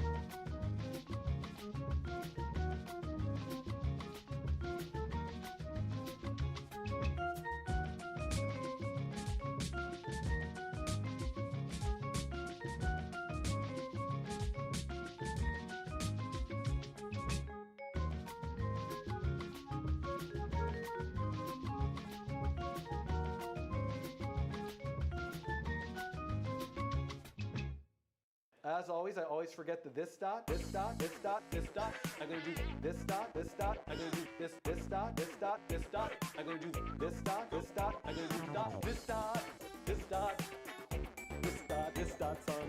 This dot, this dot, this dot. Never forget the this dot, this dot, this dot, this dot, this dot song. This dot, this dot.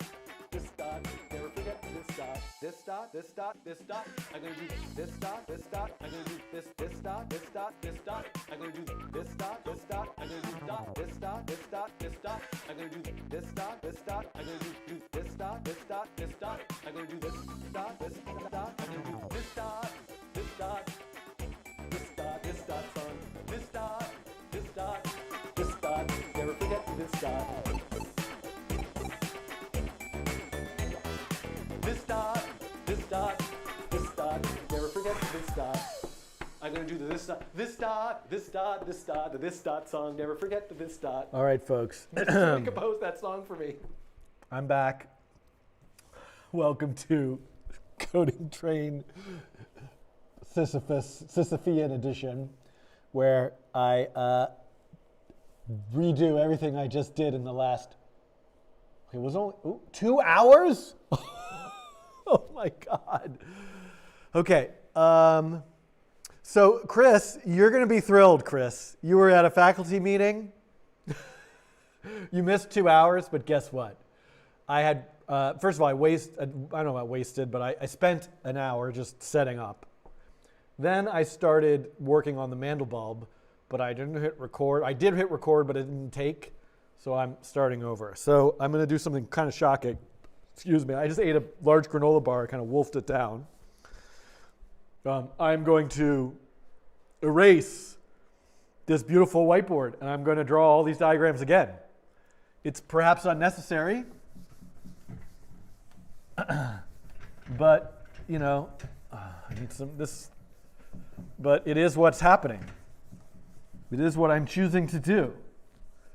When my Mandelbulb coding challenge video is viewed 1 billion times on YouTube and becomes the most successful, basically it becomes the Mr. Beast video of coding videos, then I will not regret the extra couple hours I spend today re-recording and live streaming this explanation, because that is almost certainly, definitely going to happen. And you are the special people who are actually here for this one-time only live experience of me redoing the same content again.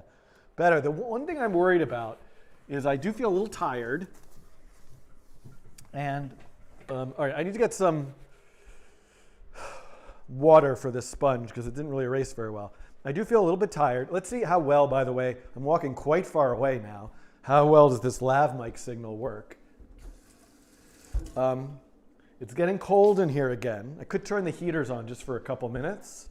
Maybe I'll do that very briefly. Let me turn these heaters on just for a couple minutes. They blow quite a bit of heat quite fast, so I should have done that while I was taking a break, obviously. My voice feels a little bit raspy, because I've been talking straight for 2 hours. And I could just be like, yeah, never mind, let me come back tomorrow morning and do it. Because I was sort of figuring I wasn't going to get to everything today, and maybe tomorrow morning I would do some more. But I'm going to feel really good if I get this done today. How come the heaters, I just turned the switches on, but they didn't actually come on? So, are you all with me here? Oh, here come the heaters. No, okay, I'm going to hit start recording.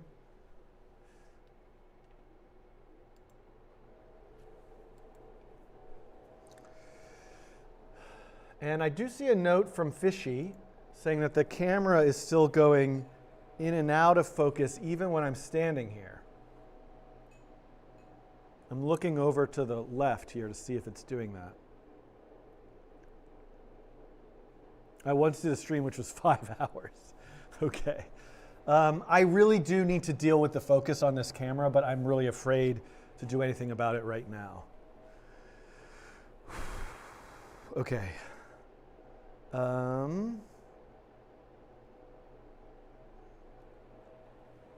me a minute here. Finding a Kleenex. Oh, I didn't mute my microphone. Nothing I can do about that now. Get ready for the blowing my nose sound.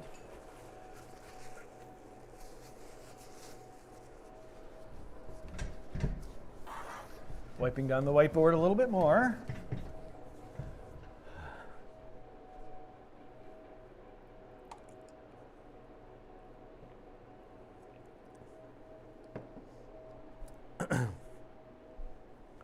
All right, I guess that's all I get for the heaters.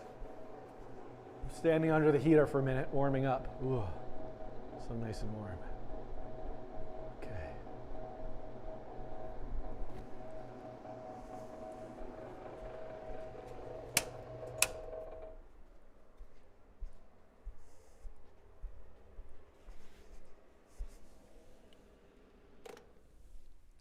All right, everybody.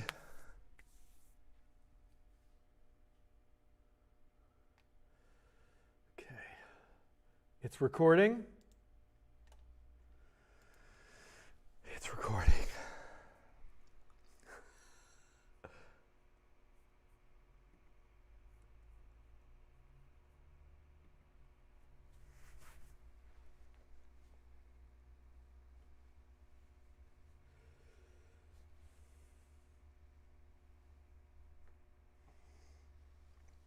Because there's a face on the laptop. Oh, that's interesting. All right.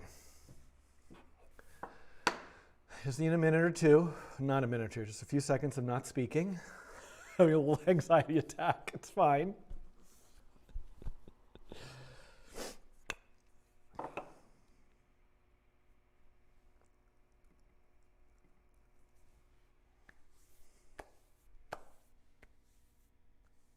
All right, maybe I should deal with the focus. Let's do that. Let's deal with the focus. People keep mentioning it. This is going on forever. Anyway, it gives me a minute, another couple minutes to turn the heaters on. So let's do the focus. You will all help me with this. I'm actually going to go to this view. Okay? I'm going to turn off the, how do I turn? Oh my God, okay. I have these like sound, okay, here I am.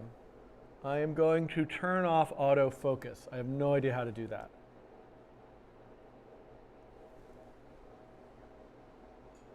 This is a Sony Alpha 7 III. Maybe this was a bad idea. Quality, aspect ratio, let's see. Long exposure, shoot mode, shoot, autofocus, continuous autofocus. Automatic autofocus, manual focus. Okay, it is now manual focus. Let's see how the manual focus is at present. Like, I'm not even touching it. It just is what it is. Like, am I in focus? I don't think so. The problem is I don't have an arm long enough, a remote for the camera, or another person.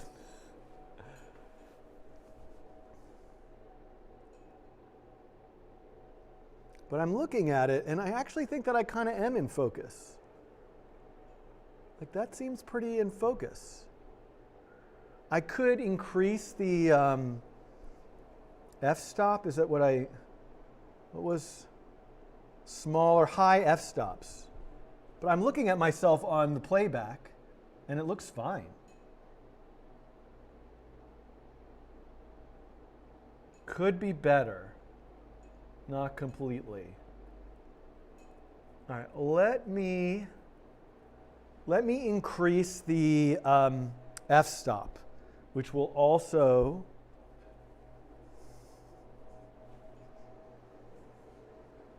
going to change.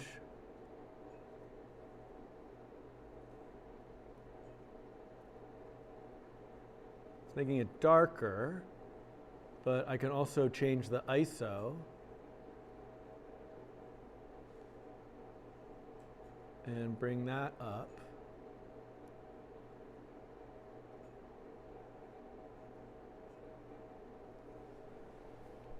And this should be a little bit better now as well.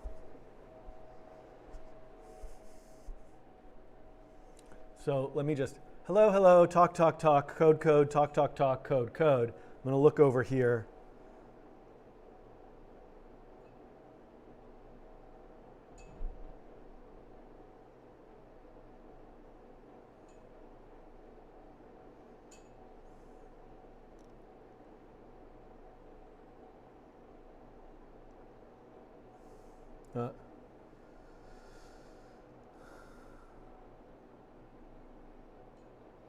I mean, the focus looks fine to me. I don't know how to.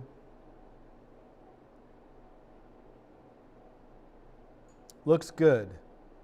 I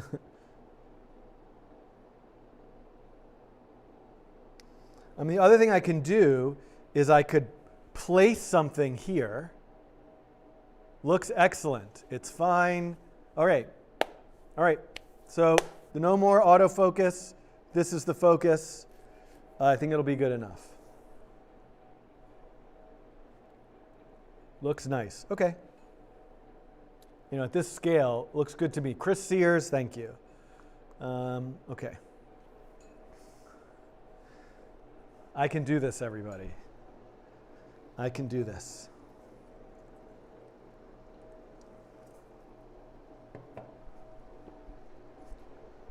Drinking some water. The heaters are going off.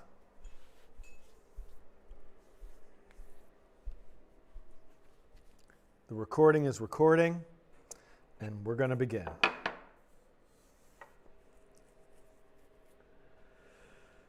Okay.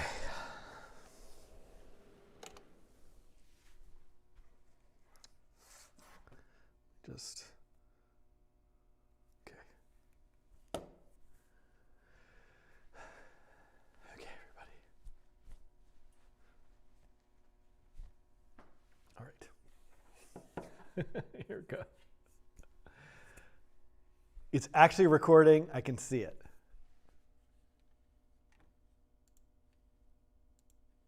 Okay. Okay. I can see the recording button saying it's recording. Okay.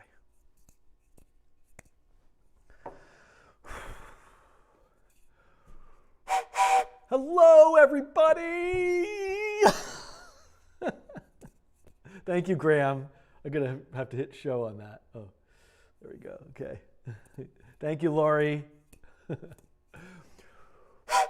Hello, everyone, and welcome to Coding Challenge. I'm slightly afraid. It's the Mandelbulb. Look at it. It's beautiful. It's something that I've wanted to try for a really long time, but I've never really thought that I could do it. I think today is the day where maybe I'll be able to. Now, I don't expect that my end result will look as beautiful as the images that I'm featuring that you're seeing right now, but it's my hope that we're going to get to the point where we understand the Mandelbulb, able to write the code for the Mandelbulb, and then you, the viewing audience, will take it from there and make all sorts of beautiful versions of this amazing, intricate, fantastical fractal pattern in 3D.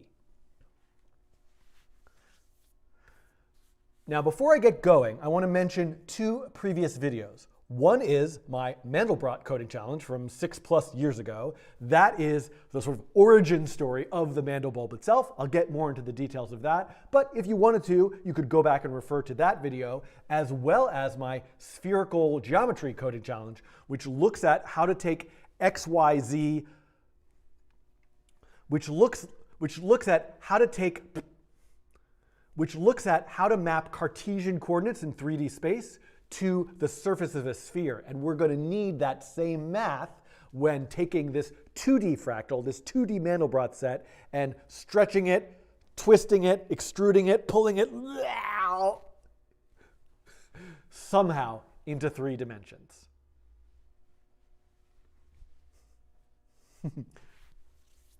Right? Isn't this intro even better than it was the first time? I'm so glad I'm redoing this, and I'm recording. Okay.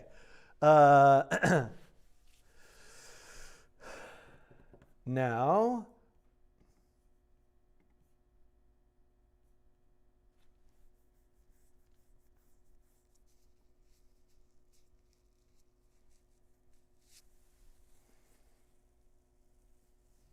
I'm just trying to think if I want to talk through this quick history thing.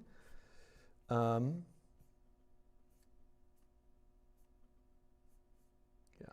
So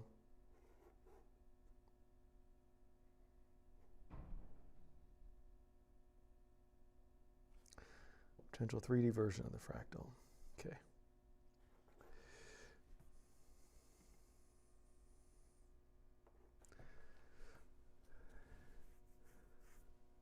This is not a new concept.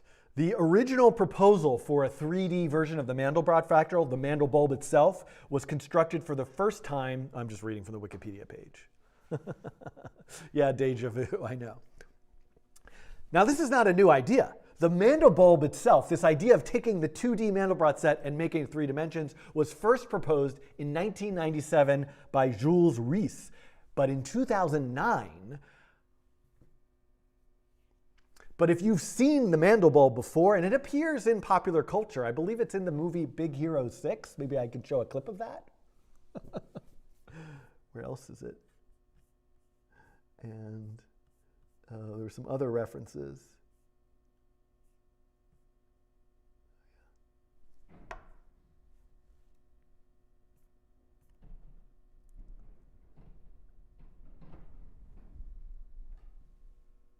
That was snow falling off the roof. Did you hear that rumbling? It's like an avalanche. The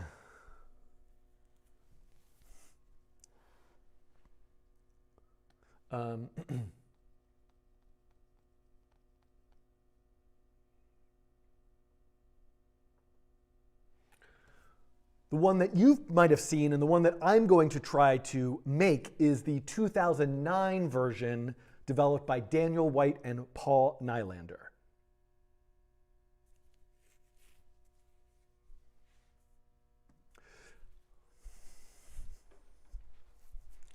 So let's try to understand, is the lighting okay here? I feel like I look kind of dark, but I guess it's fine. It's no different than it was before. The lights are all on. Let me just check something. No, it's fine. I mean, I could brighten it a tiny bit.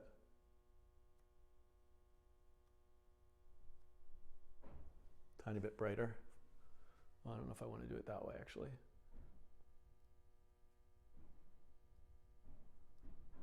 Let's try that. Okay.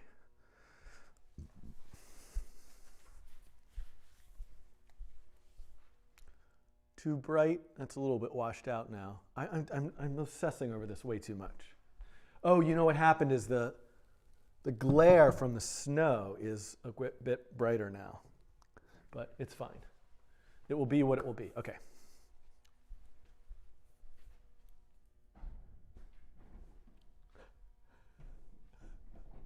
There's like a literal avalanche happening right now of snow falling off the roof.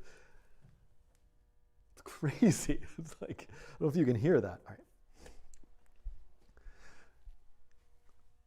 Before I get started, before I start with the code, let me take a step back and try to explain the concepts from a big picture view. I don't want to rehash the entire Mandelbrot Set video, but we have to start there with the Mandelbrot. Okay. Before I write the code, let me zoom back and take a bigger picture view of what I'm attempting to do here. And I don't want to rehash the entire Mandelbrot Set video with the entire...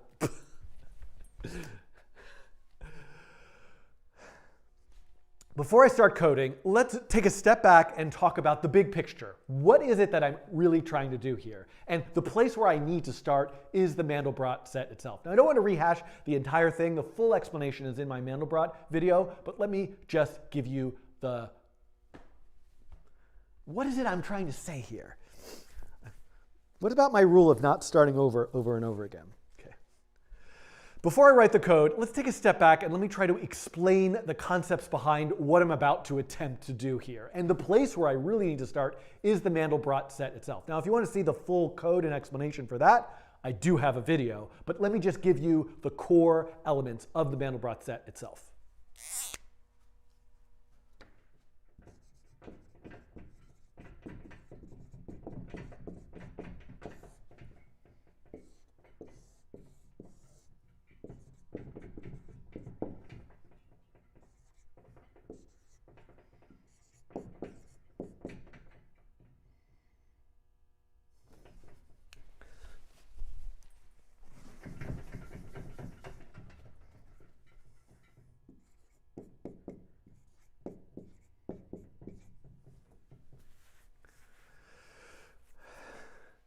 So the idea of the Mandelbrot set.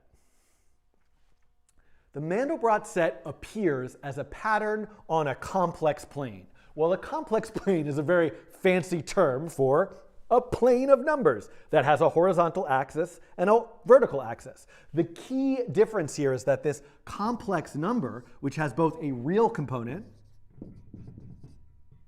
and an imaginary component, involves something known as I. I is the square root of -1. Now,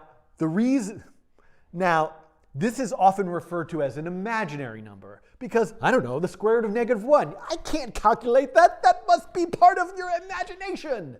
But it's actually something very real in theoretical and practical mathematics, this idea of imaginary numbers. It's, calling it saying that it doesn't exist is like saying, well, negative numbers don't exist because I can't actually make you -3 apples.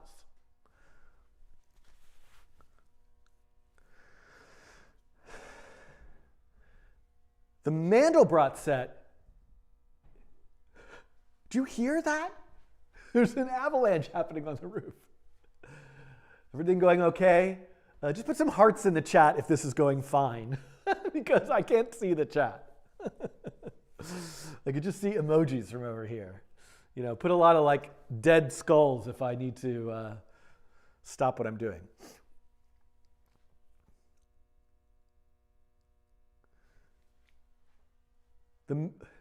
So to visualize the Mandelbrot set, to calculate and visualize the Mandelbrot set, the idea is to look at every single complex number on this plane.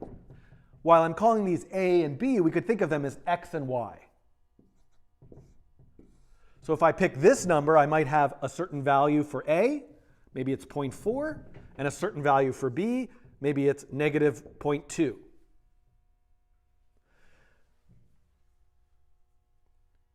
.4 minus 0.2i. The idea is that this is this constant c. Whoops. The idea is that this is the constant c in this particular equation. And if I take this equation and iterate over and over again, applying it recursively onto itself, there's literal snow falling outside, sliding off of the roof. It's making lots of noise.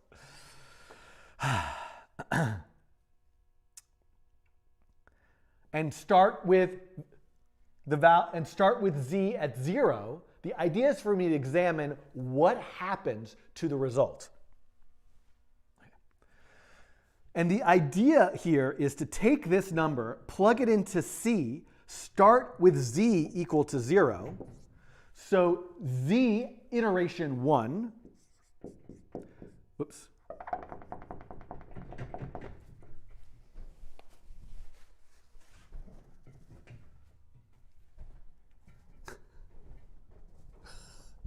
I mean, do you hear that? It's crazy. Why? What causes this suddenly just all slide off the roof? Okay. Equals 0 plus c. So now this is the new value of z.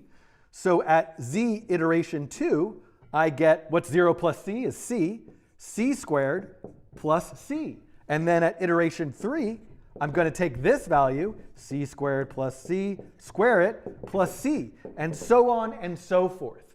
And the idea here is if I apply this math over and over again, the result is going to either go to infinity, get really, really, really, really big, or stay bounded. It's going to kind of oscillate around a stable value. So I'm examining every single point on this complex plane, running this algorithm, and determining whether it stays bounded or tends to infinity.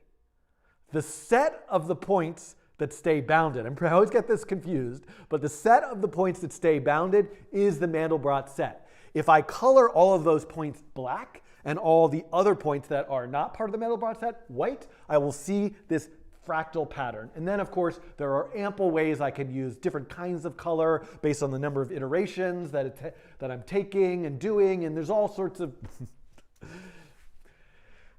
And then in my previous video, I sort of looked at how, like, well, I could look at how many times it takes to iterate before it starts to become unbounded and set colors that way and get beautiful rainbow patterns, all visualizing the Mandelbrot set.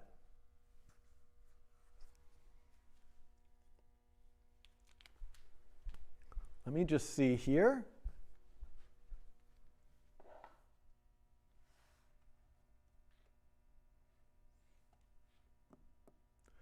I'm just curious here.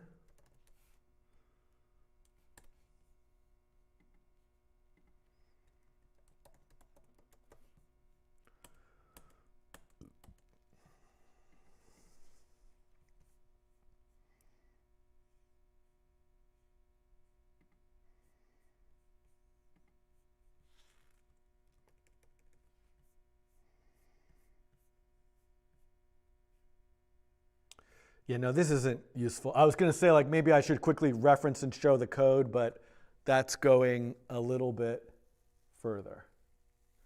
Okay, so I'm not going to reference that. Okay.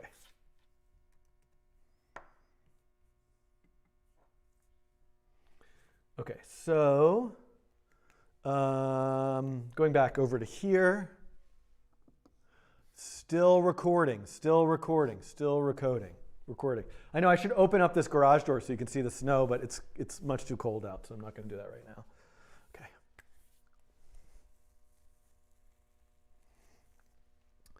So if this is the Mandelbrot set, what is the Mandelbulb?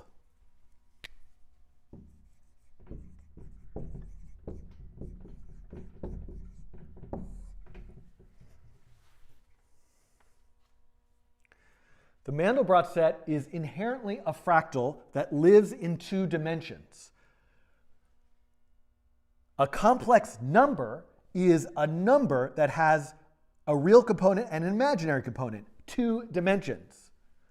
So how do I take this idea and make it into 3 dimensions? Well, there's no one way to do this. There's no exact, precise sort of mathematical mapping to take the Mandelbrot set and put it into 3 dimensions. And this is why there have been various attempts over the years. The one that I'm going to look at, the 2009 version, is the one that uses spherical coordinates.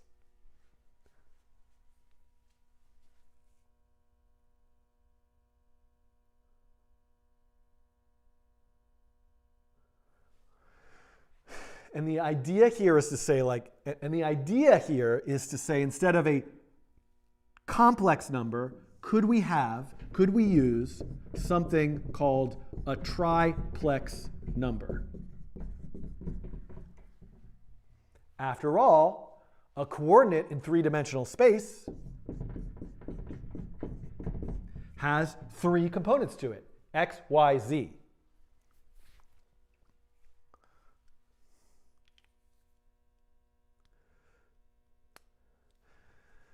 So I'm going to come back and start to talk about spherical coordinates in a moment, but I think this is a good time.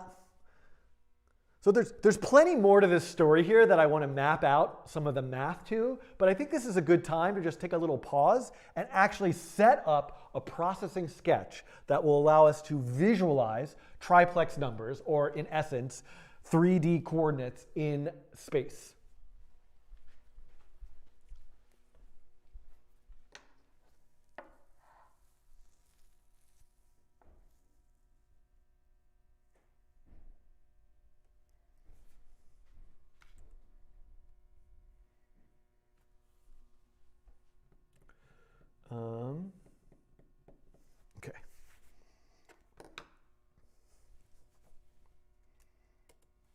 Oops.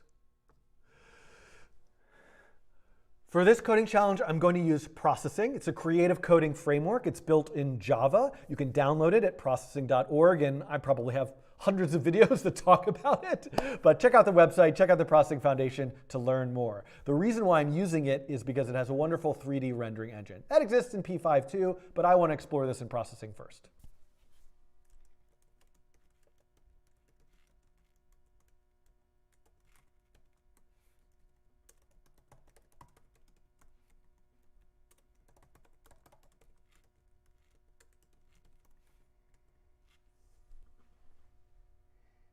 Oops.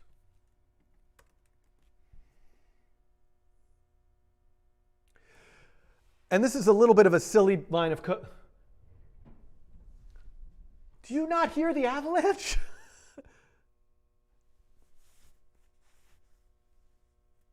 Link to an explanation of triplex numbers. All right, let me.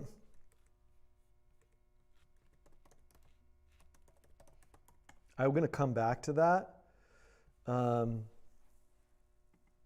But I think it really just means 3. It's not really, there's not really,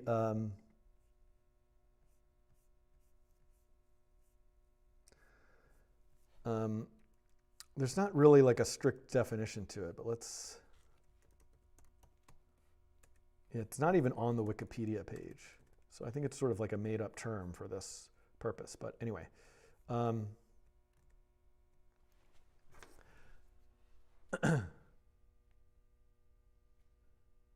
You heard that, okay. 3-dimensional vector, yeah, okay.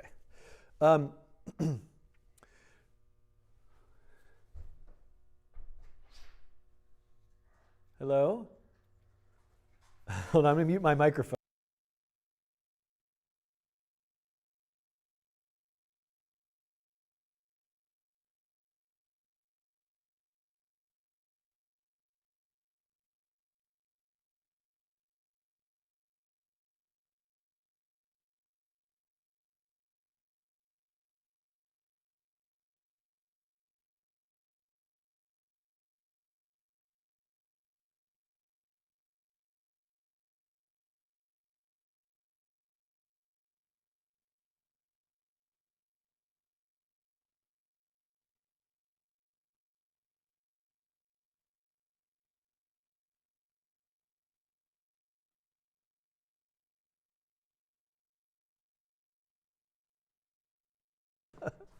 I've been streaming in here for so long. My son came in and he was like, "What are you ever coming back?"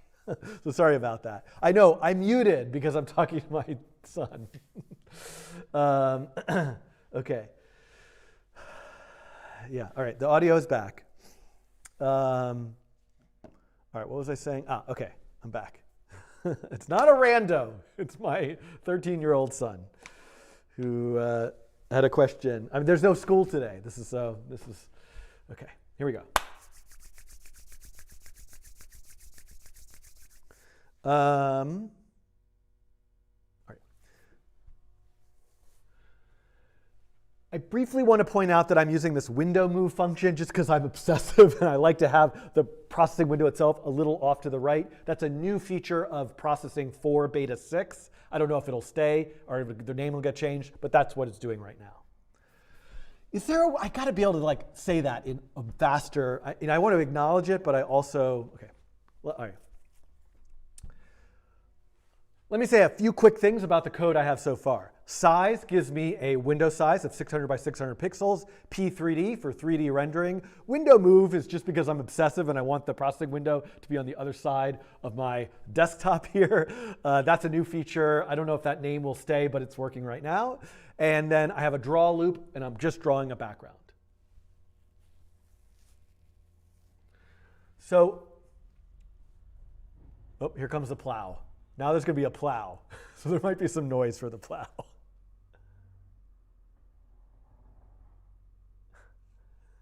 Okay. I'm going to plow through, if you will. I know I shouldn't do this because of what messed me up before, but I'm going to hit stop.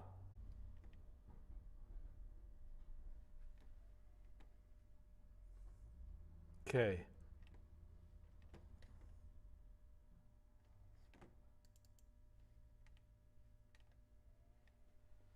All right, I should be back, yes? I think I'm back. I hope I am. And I am also recording to disk again. Okay, we're good. That was a temporary glitch. Don't worry, I just checked. The video file is recorded to disk. It's all there. What I like to do every so often is stop the recording and restart it, just so that file is saved. Because if it were ever to crash mid-recording, I lose the whole thing the way that I'm doing my recording. So, and I don't know why it crashed when I did that, but we're all good.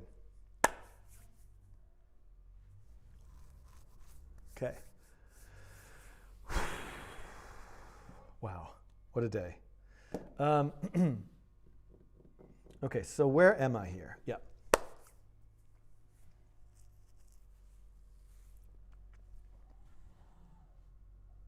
The plow is going, which is kind of loud, but I'm going to just, as I said, plow forward. Oh my God. The driveway is being plowed right now. I think I should just wait a minute. I know I probably should do that. Corey Allen is, and it is recording, is making a good point that I can record to like MKV and then like change it afterwards, and maybe I should do that. But right now, it's good. Okay, you can't hear it? Then fine. Here I go.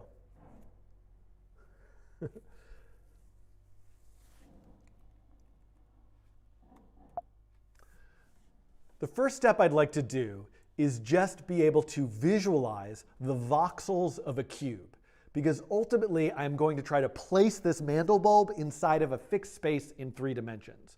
So I'm going to use a variable to talk about the dimensions of a cube.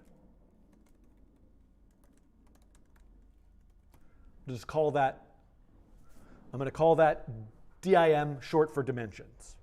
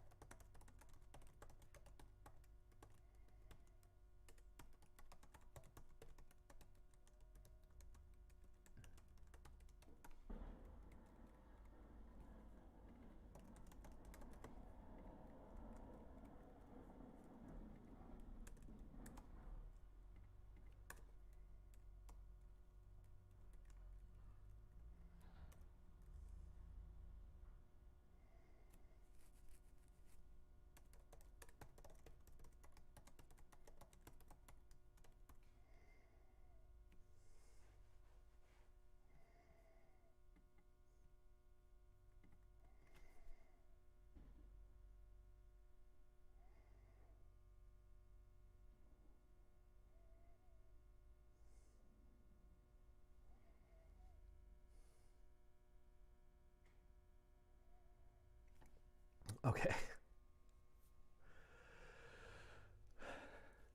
So I have a nested loop of 32 by 32 by 32. And for each one of those x, y, z coordinates, well,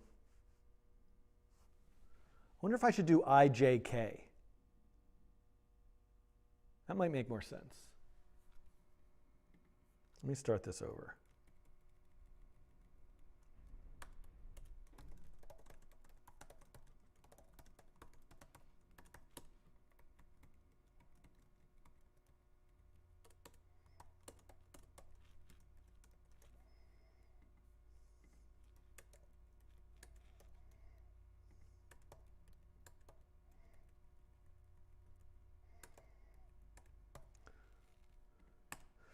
So I'm starting off with a triple nested loop.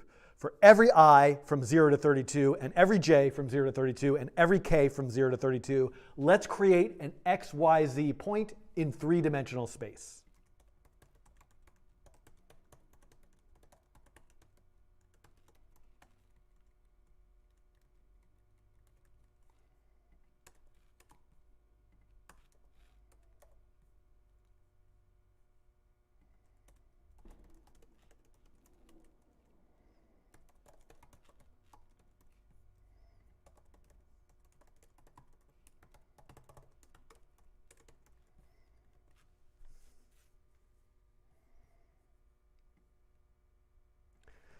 And there you see this cube, all of the voxels, all of these 3D pixels, points in three-dimensional space, making up a cube. Every single point is spaced out between -100 and 100 along the x, y, and z axis. And something that I could do just to make this a little nicer to examine and look at is add the processing library called PZCam.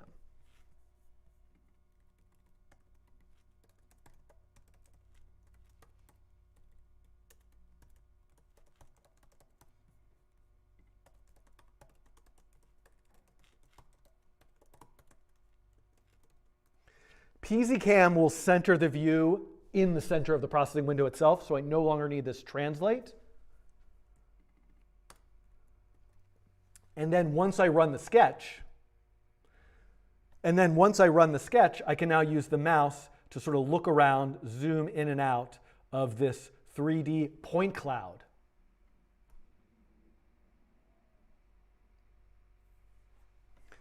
If you're wondering what that 500 is doing, that's kind of like the camera position. How far away am I looking at the points that I'm placing in space?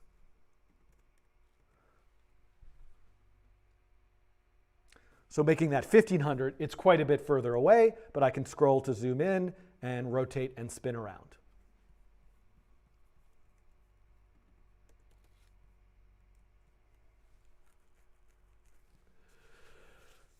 Okay. Now let me think of what next. All right.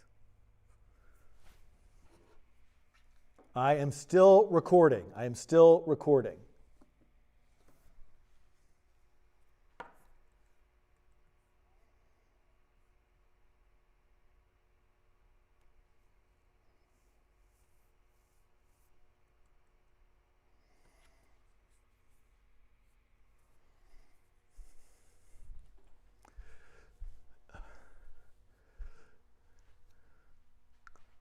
So we have a processing sketch set up to deal with x, y, z coordinates in a three-dimensional space.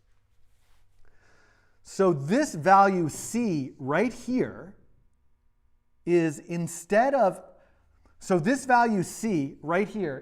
being a complex number.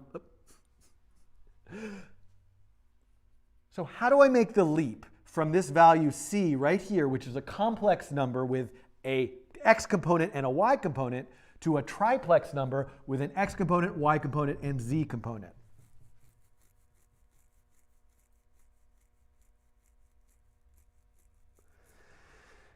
And the answer lies within something called a spherical coordinate.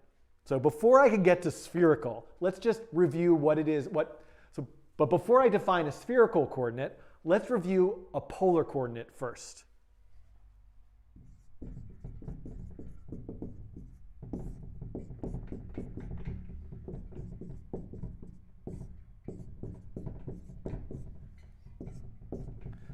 So in 2 dimensions, a Cartesian coordinate is an xy coordinate.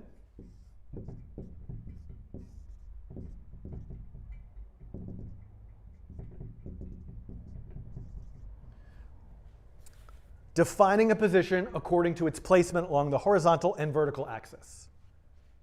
A polar coordinate in 2 dimensions is something, and I can describe that same point as a polar coordinate.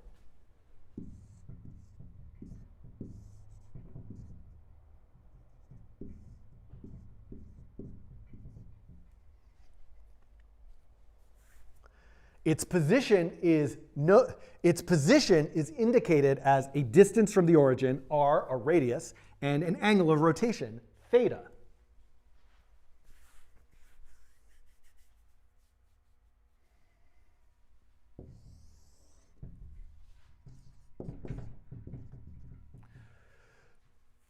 We can describe points in 3 dimensions in a similar way using Cartesian and spherical.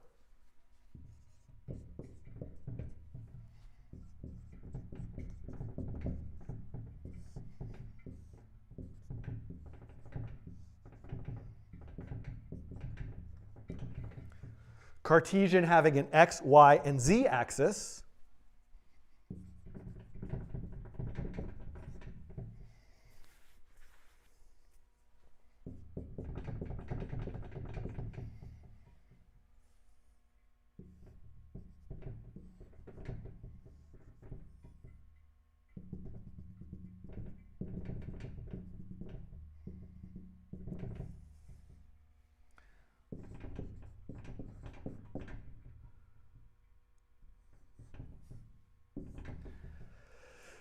And a spherical coordinate being described as an r, just like in polar coordinates, a distance from the center, but then 2 angles of rotation, theta and phi. Now, my ability to draw this is quite limited, but I will put up a diagram right here so that you can see something that helps you. Now, my ability to draw this is quite limited, but I'll put up something here that allows you. Now, my ability to draw this is quite limited, but I'll put up something here that gives you a nice diagram of the difference between Cartesian and spherical coordinates.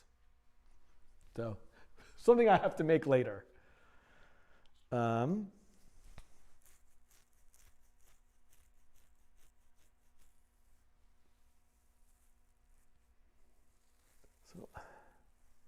I'm going to have to erase this over here to do the next step.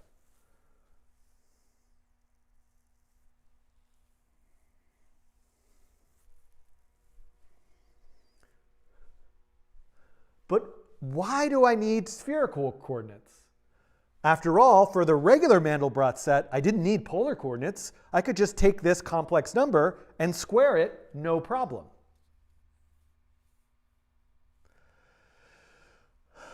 While yes, there is a way for me to, and yes, while I might be able to create some type of analogous version of this with just the xyz itself without the concept of spherical coordinates, the Mandelbulb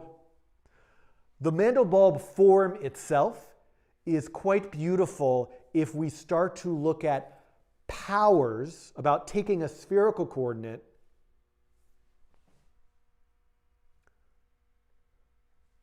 the Mandelbulb, I'm trying to think of what I'm trying to say here. So while there might be a way for me to create a version of the Mandelbrot set in 3D without the idea of spherical coordinates, the Mandelbulb that I want to make, the one that was developed in 2009, uses the idea of spherical coordinates to take a 3D, to take a triplex number and square it or cube it or put it to the 4th power, and ultimately the one that I'm going to sort of land on is to the 8th power.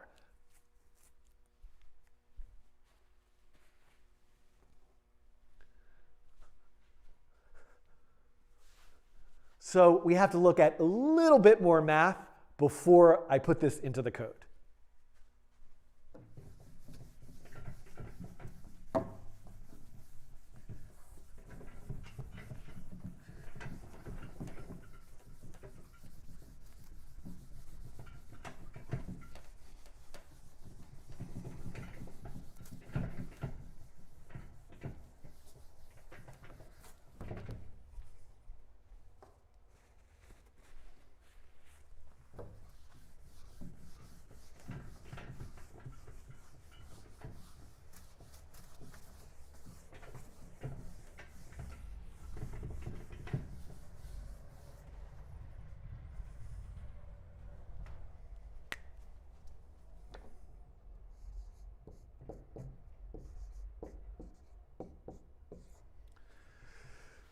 Hold on a sec.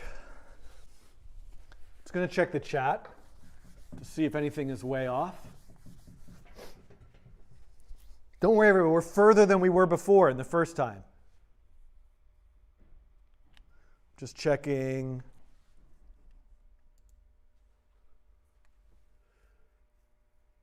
Did I say Mandelbrot Set? That's funny. Okay, still recording. I kind of want to do stop and start, but I'm afraid to. I'm going to do that when I get back to the code. Okay, hold on. I just want to reference a couple formulas here, which basically is this. This is what I'm looking for, the nth power of vector here. Okay, and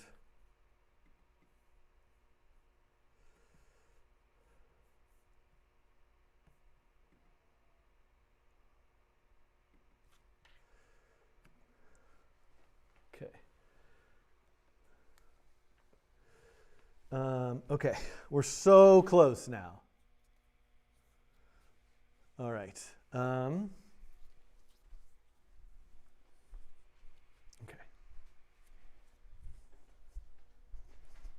Oh, wrong view. Should have known this was going to be a rough one.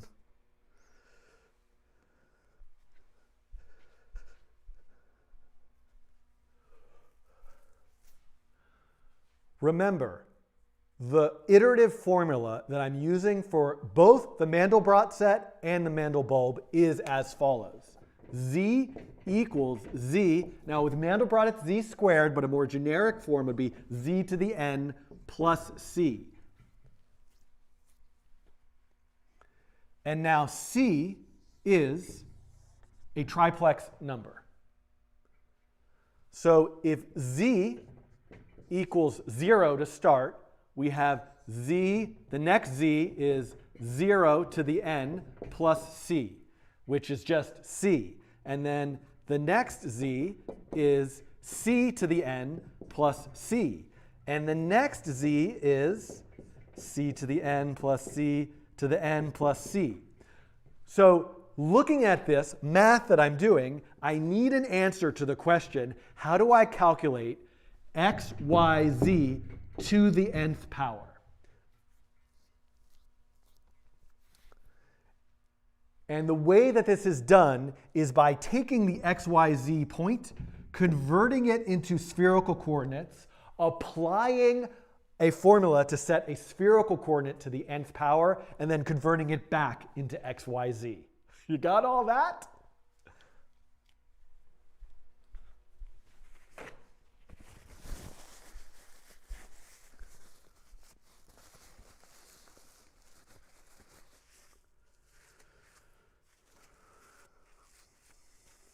Is there no mods on today?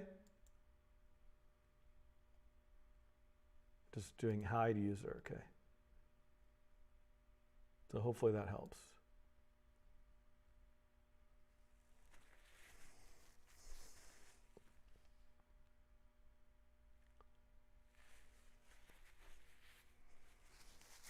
Sorry about that, everybody, the spam bot.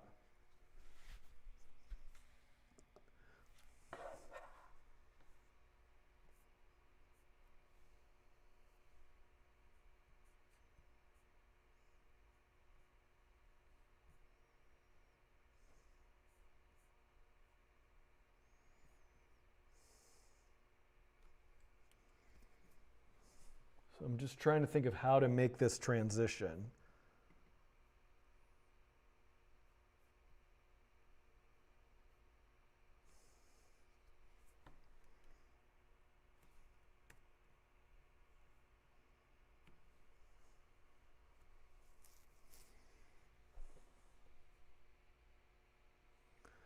And this is what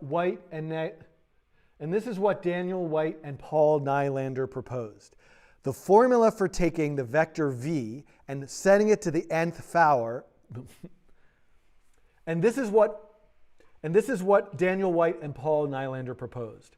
A formula for taking the vector v, an x, y, z vector, and this is what And this is what Daniel White and Paul Nylander proposed. A formula for taking a vector v with 3 components, setting it to the nth power is equal to r, the distance from the origin to the nth power, times sine of n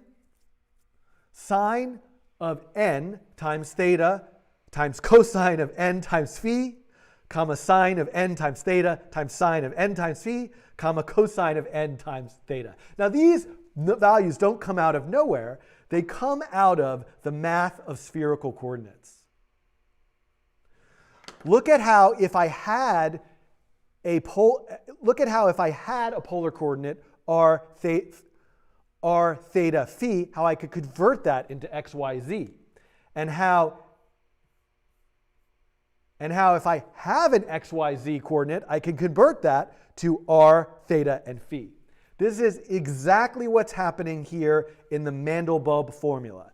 If I can start with my xy, convert it to r phi theta, plug that into that formula up there to get v to the nth power, and then convert it back to xyz so I can plot it, I should have the Mandelbulb. I might not have gotten that exactly right, but as I try, I've not implemented this before, so well, actually I have, because I did it for, but it was like a while ago. Maybe I shouldn't say that. But as I start to put these formulas into the code, hopefully we're going to see all of those transformations back and forth, and it might become a little bit more clear.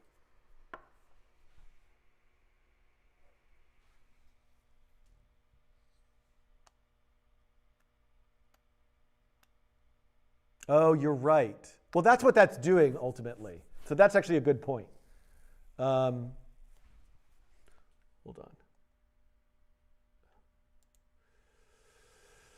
on. Modding the chat today. Okay.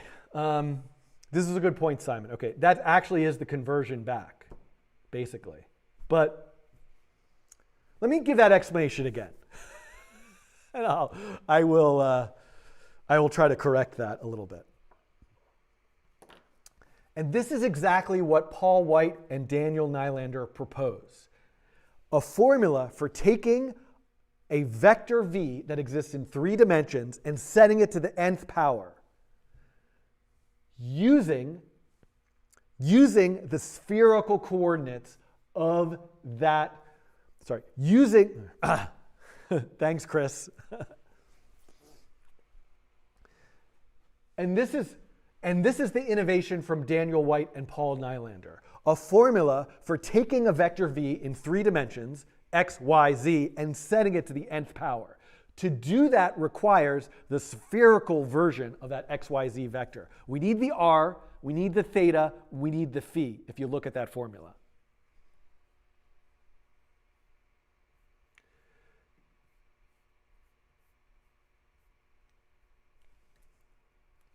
We might want to recapture this stuff later, Mathieu,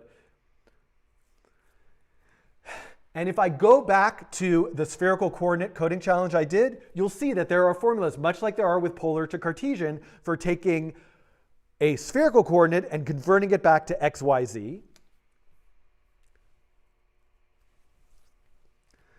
And taking an x, y, z Cartesian coordinate and converting it to spherical, r, theta, phi. Now, I'm not going to derive all these formulas. I'm just going to take them as they are written on the page.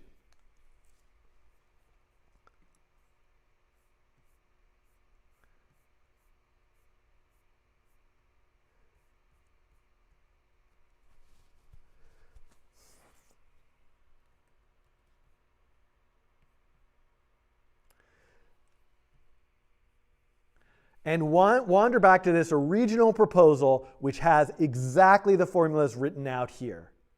This is how I calculate r, theta, and phi, and this is how I set x, y, z to the nth power. I think I can start to put this in the code now. I'm going to have to go back and forth between this page and the code many times.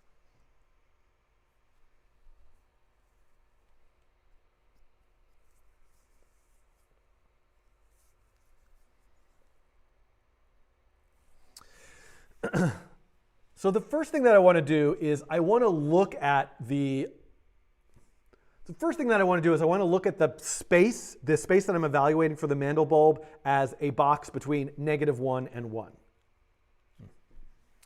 So first change I want to do is, while I was plotting the points, it was useful to map all the voxels out to between -100 and 100. I want to now keep all my numbers between the values, the range of -1 and 1.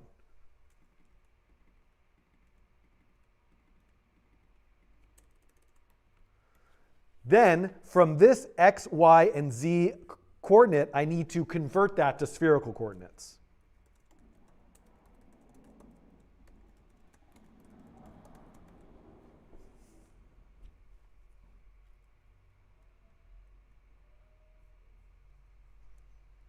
So r is the square root of x times x, y times y, and z times z. Theta is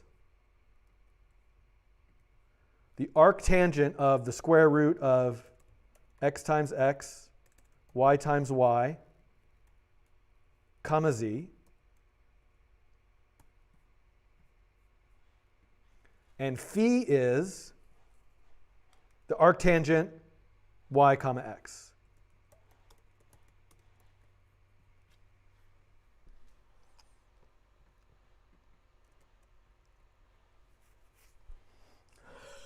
What do I do next? Okay, I'm thinking.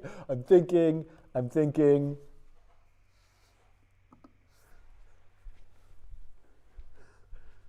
looking at the whiteboard. So I need to take, so that's my c. I just need to look at how do I take z to the n power.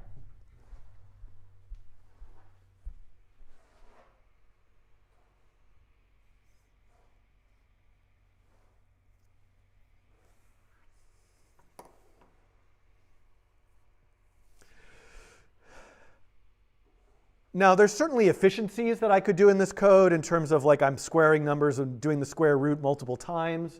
But I'm just going to pre-compute the whole Mandelbulb one time in setup. So I'm not going to worry about that right now.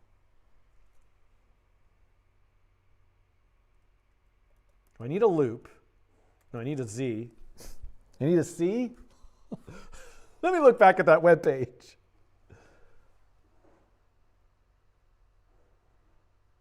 Oh yeah. Okay. Look at this. This is what it's telling me to do right now. I need to get a new x and a new y and a new z.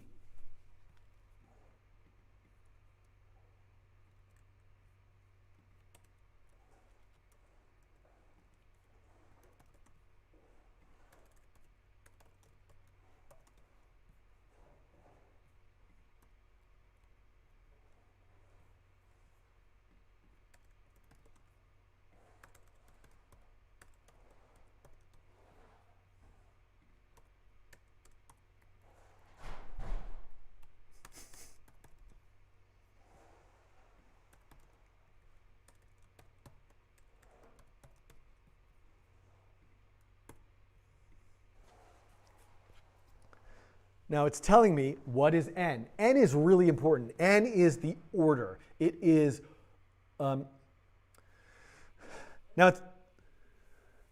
there's some,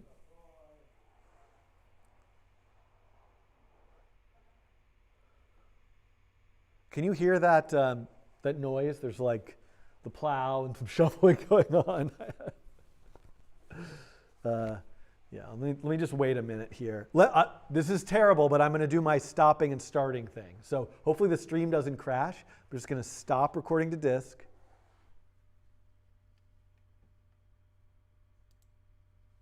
Okay, the stream is still going. I hit stop on the recording, so I captured everything up until now. I'm going to hit start again.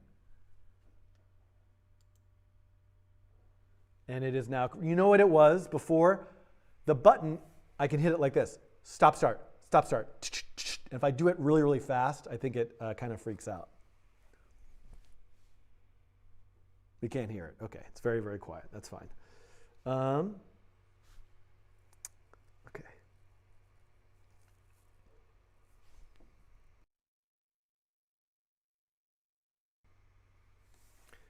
Now, processing is wondering what is n. So n is the order. It is the power to which I am going to set everything in my formula, z equals z to the n plus c. And we can try different numbers to get different patterns, but I want to start with the number 8.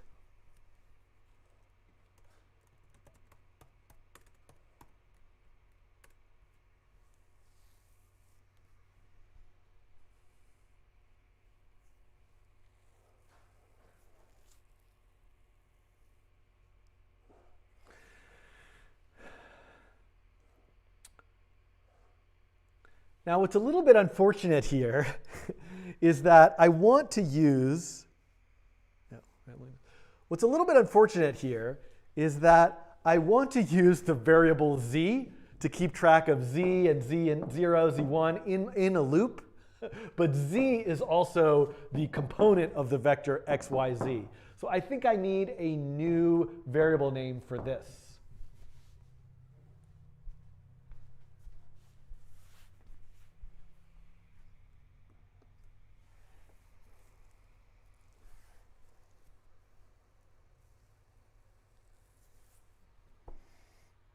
What should that variable be?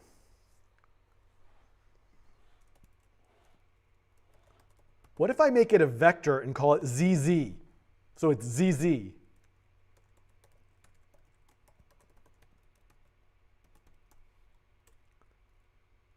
Then I'm going to write. So zeta. Ooh, people are saying zeta. I love that. Okay. Let's call it zeta. Ooh, I love that. New variable name makes me so happy. Now I'm going to do something that I really hate doing. And I really hate that I'm about to do this. But no, I could do it a different way. No, I'm just going to do it the way I hate. I'm going to say while true. Now, generally speaking, if you're going to say while true, you've got a problem. Because that's a loop that's never going to end. The only way to get out of a loop that's looping while true, the hard-coded value true that can never be changed, is to put a break in somewhere. So I need to remember, put that break in there, else I'm going to have an infinite loop and everything's going to crash and we're just going to throw away all this footage and I'm going to be done, never come back to another coding challenge ever again. Because I've been recording this for like so long. There's a timer going and hopefully you've just been watching this for like 15 minutes, but it's been going on forever.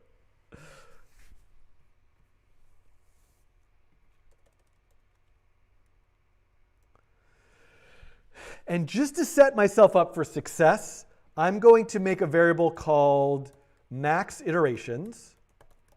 I'm going to set that equal to 10. And then I'm going to have iteration equals 0. I'm going to say iteration plus plus. If iteration is greater than max iterations, break. Now this is kind of silly because I could have just said while iteration is less than max iterations, but I don't know. This is the way I'm doing it. We'll clean it up later. This int n equals 8 does not need to be in this loop. It honestly could just be a global variable, but I'm going to put it up here just so I have all the variables I want to mess with. And then really,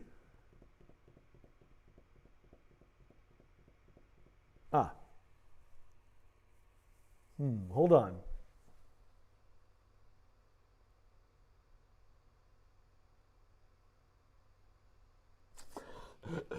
The order of this stuff is going to be important. So zeta starts at 0. And the very first time, I'm taking zeta squared and then adding c to it.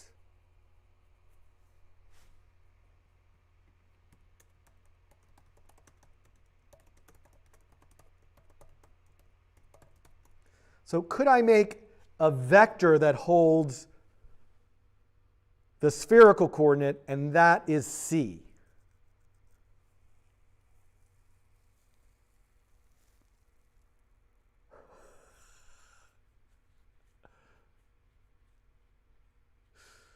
I think that's right. So then in the loop,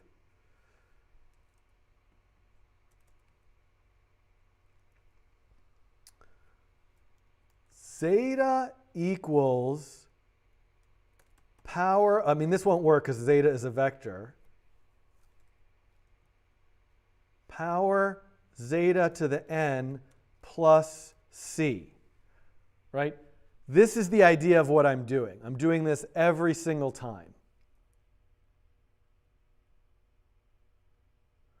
And the way that I take zeta to the power of n are these formulas.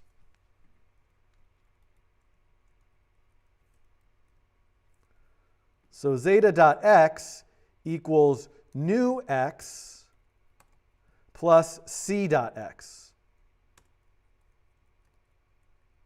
Oops, wrong, bad copy paste.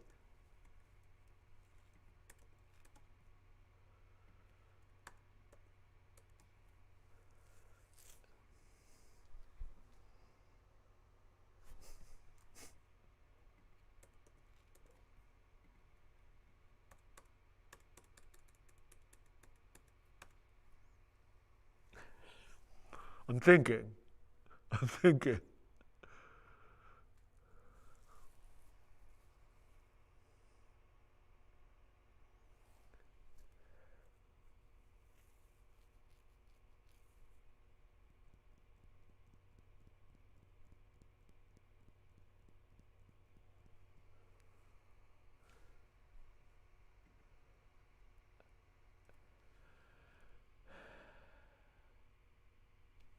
Now, maybe what I want to do is do this spherical transformation in a function. What am I doing here?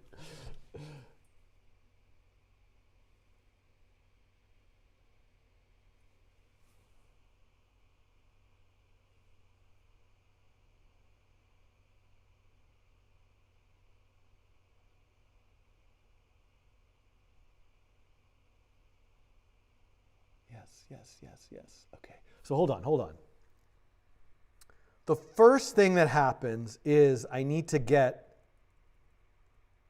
these, this should be in the loop.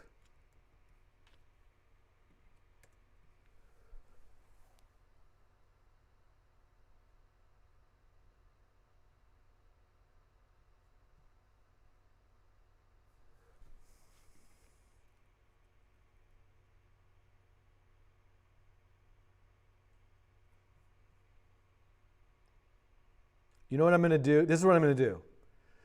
P vector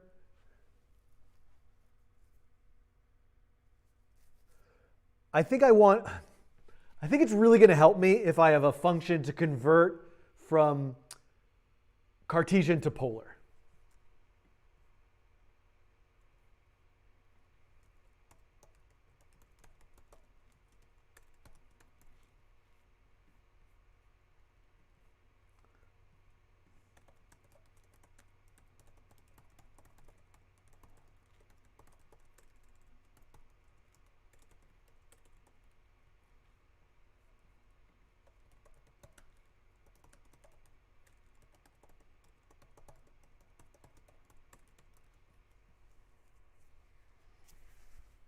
I kind of hate that I'm using the p vector for this because I'm putting the r in x, the theta in y, and the phi in z, which is quite confusing because now when I come to do this, this is actually like c dot x. Oh, okay, I'm going to write my own spherical vector class. Might be totally unnecessary, but I'm going to do it. You can all, I know you're all screaming and throwing tomatoes at your tubular television thing.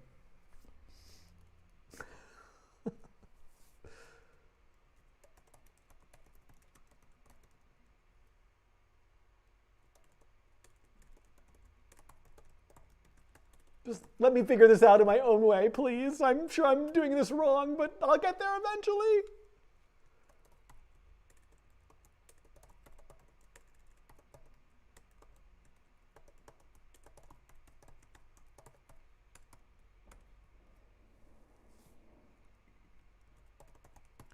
So the function returns a spherical object. It's basically just like an object that holds 3 values, but I want to be able to name those values, r, theta, and phi.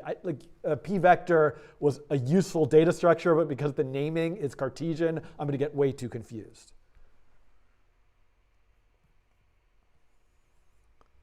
So this is spherical. C is the spherical version of x, y, z. Power of c dot r,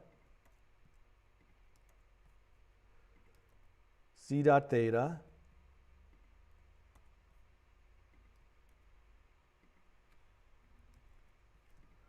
and then, wait, but then what gets added here?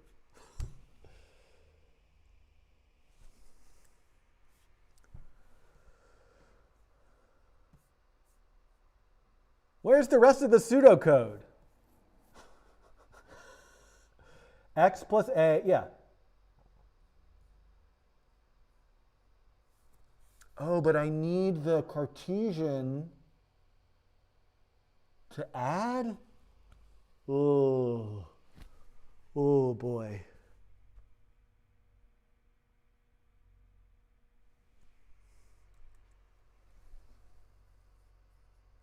Oh, this was a mistake. I'm getting very close. I can feel it. Oh, can't I just do this? Like, isn't that what these are?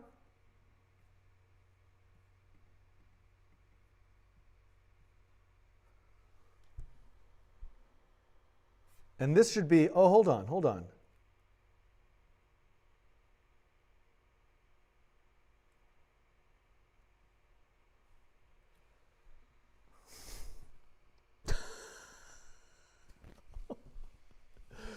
I've mixed everything up.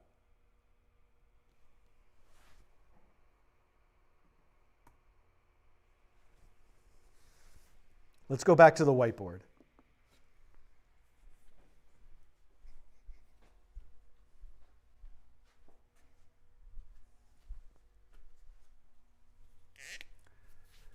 C is x, y, z.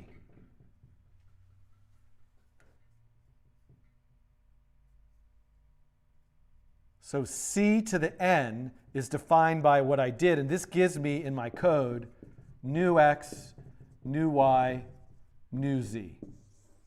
Then I add c, the original x, y, z to it, and then I take this, convert it to spherical, and do it again to the nth power. Okay.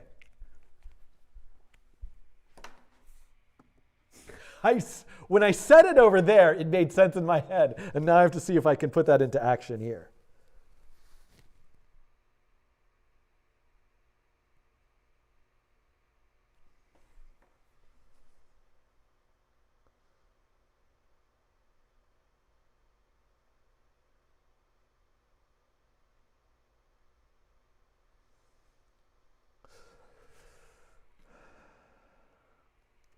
Won't it work if I just start with this? Because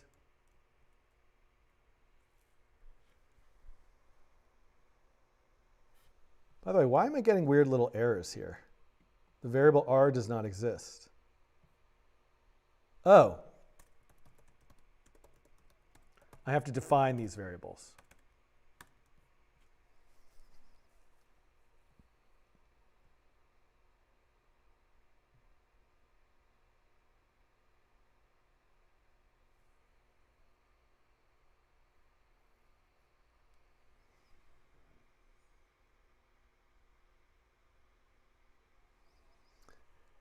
I think this is fine because I'm starting with 0. So the spherical coordinate 0, 0, 0 is going to be 0, 0, 0. So I could go through this, then add x, y, z to it, and then get the new spherical coordinate, put it to the power of n, then add x, y, z to it again, et cetera, et cetera. I think this is good. I think I've got it.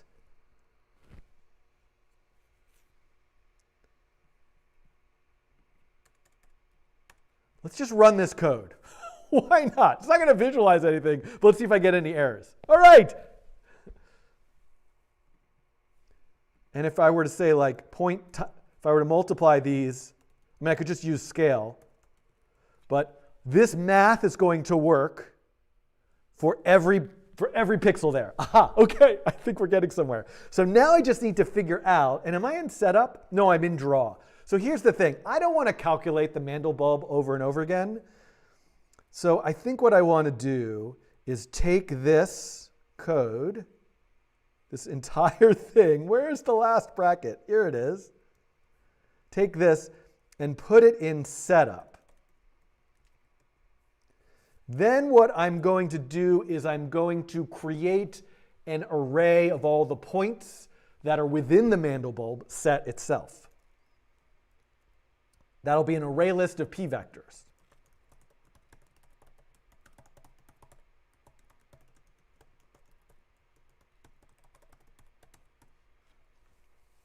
In other words, if at this point, instead of drawing a point, I just say add new p-vector, and I should do something better than just multiplying each value by 100, but that'll be good enough for right now. Right? So right now I'm adding every point. I'm doing the Mandelbulb math, but I'm not checking what the outcome is. I'm just doing the Mandelbulb math and adding every point into this array list. Then in draw,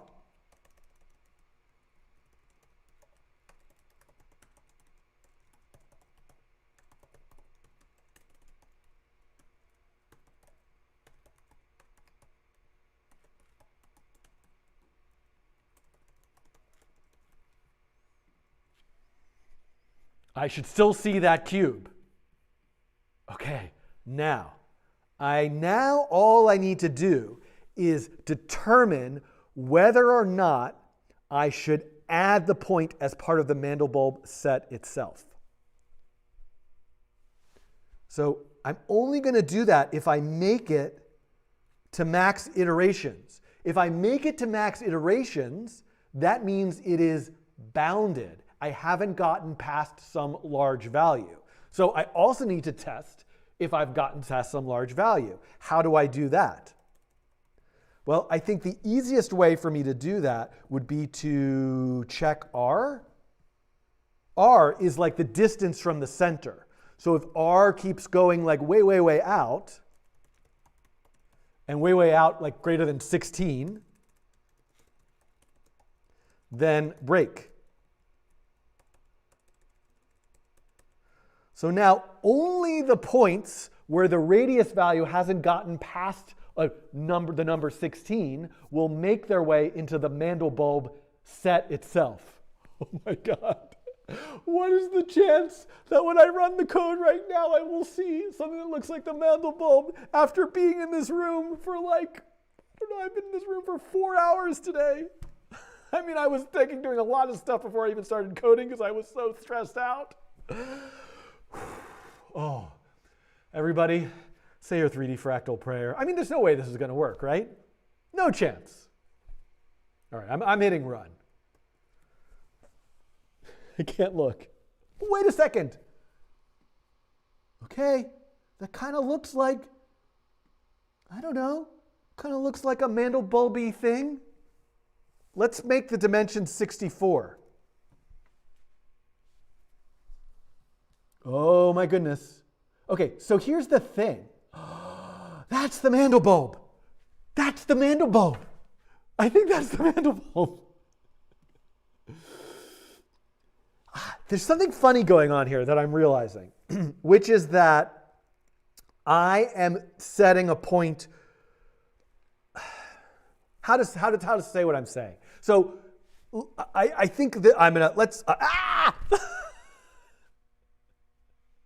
Okay, I think I know what I want to do here, which is that let me just make n equal to 1. Like, what if instead, oh no, squared. So what if I go back to like the Mandelbrot set of just doing z equals z squared plus c? I think I'm going to see a sphere. It's not a sphere, but it's like a weird other shape. Okay, wait, what if I do 1?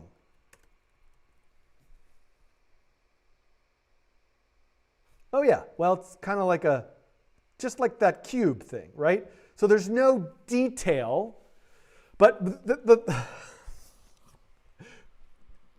so the order makes a difference. Why is that not a sphere? Somebody will explain this to me in the comments. I thought that would be a sphere.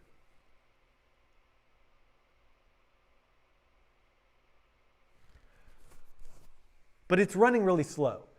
The reason is, well, I need some kind of prop, some kind of device. Hold on. Wait there. I'll be right back.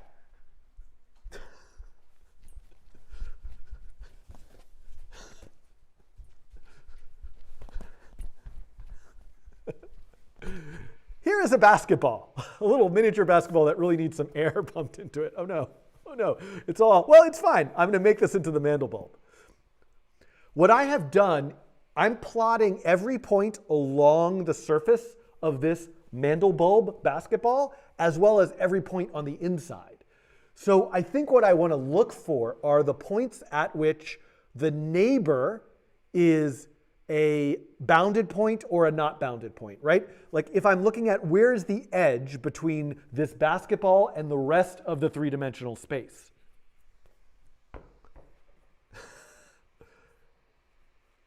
Let me go back to 8. So basically, as I'm looking at, I guess K is the z-axis. So I can do it, I can just consider every point along the z-axis. Let's say, right before I do this, Boolean edge. So they're going to be, when I start, like the Mandelbulb is in the center. So when I start, they're going to be not bounded. So as soon as I find one that makes it to the end, edge is true. So as long as it's not the edge is true.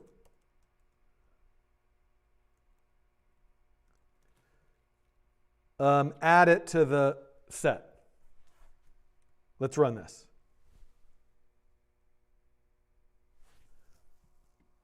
Yeah, so that's like half the shape. You can kind of see it. It's just one half of it. Look, it's like the bottom half. I'm trying to like get the right zoom here. Hold on.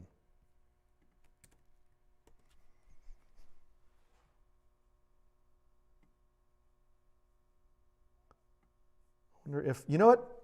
Let me make, can I go up to 128?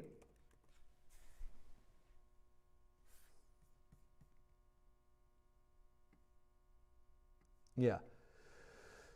So you can see I'm just getting the bottom half of the Mandelbulb because I also need to say if it is an edge here, then I can say edge is false.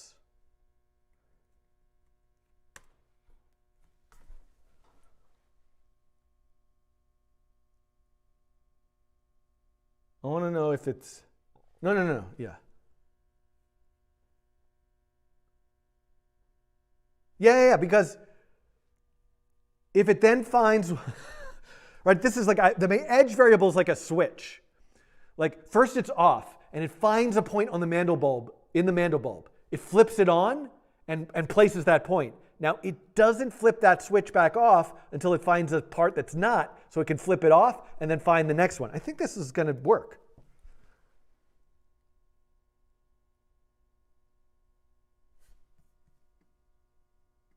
Yeah, that's a point cloud Mandelbulb. Look at that. That's a point cloud Mandelbulb. We did it! I mean, it looks nothing like the beauty of the like fully ray traced, rendered, colored, lit Mandelbulbs, but by golly, my brain somehow made it from the start of whatever I started today to this, and I'm very, very happy. I'm trying to think of what else I can do here.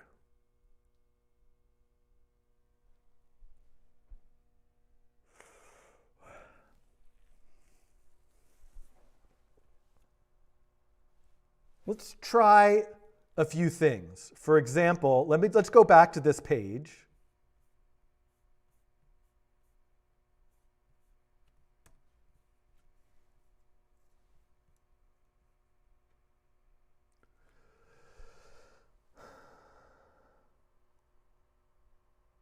Oh, the number of iterations. That's where I would get a sphere.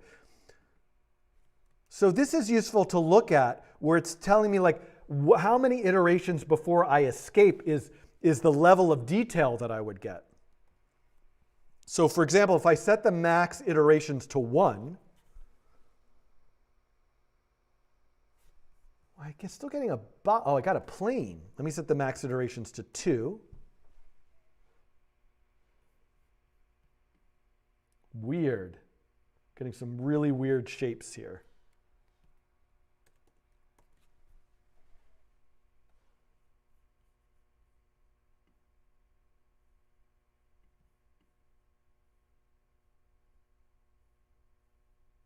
Well, maybe that was not so interesting. Let's set it to 200. It's going to take a really long time.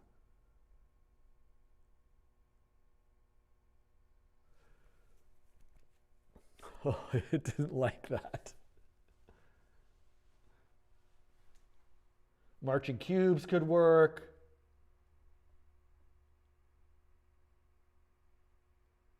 So many things. Okay, I crashed it. All right.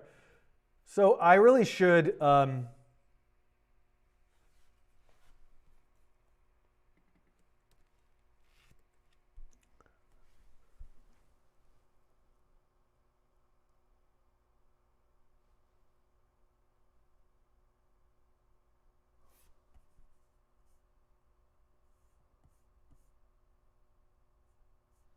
just trying to think of what things I want to do. Squaring. Ah, yeah. Okay, squaring, power of 3. All right, so let me...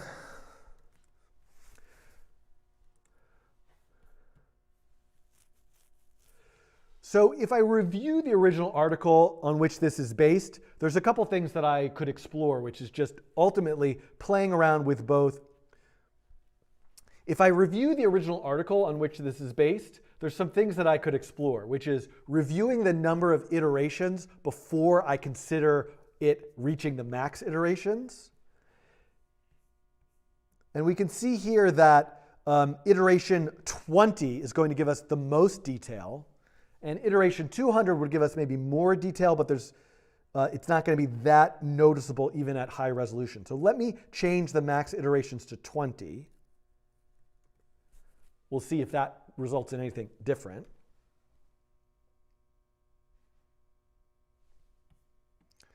Because this is just a point cloud, it's very hard to see that detail. But I believe that it's there.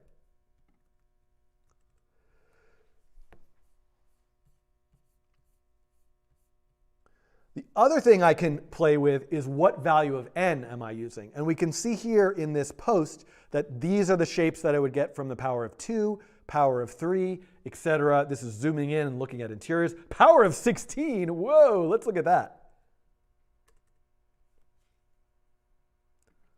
N is 16 here.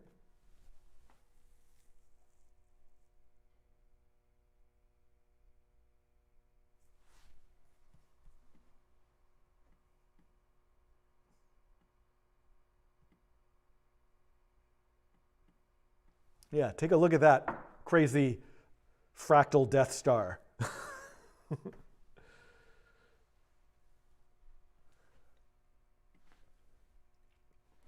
The other thing that is completely arbitrary in my code is my escape clause. The other thing that is completely arbitrary in my code is checking if the radius is greater than 16.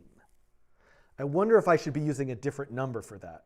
Like, what happens if I just say 1? And let me put this back to 8. Like, am I going to get the same thing?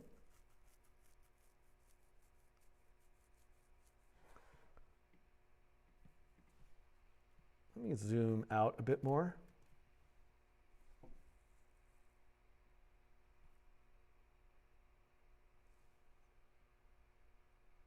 I just had a panic that I wasn't recording the disk. It looks kind of similar. So there might be a sort of, I wonder,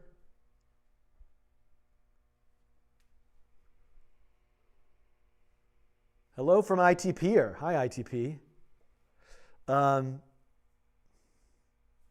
So I don't know what that value should be. I like that I picked 16. Why not?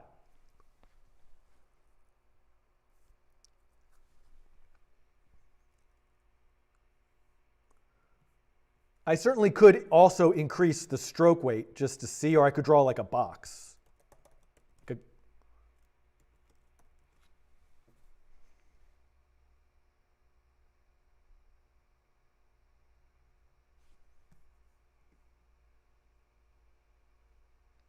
You know, maybe I need to add some lighting, some transparency, all that kind of stuff.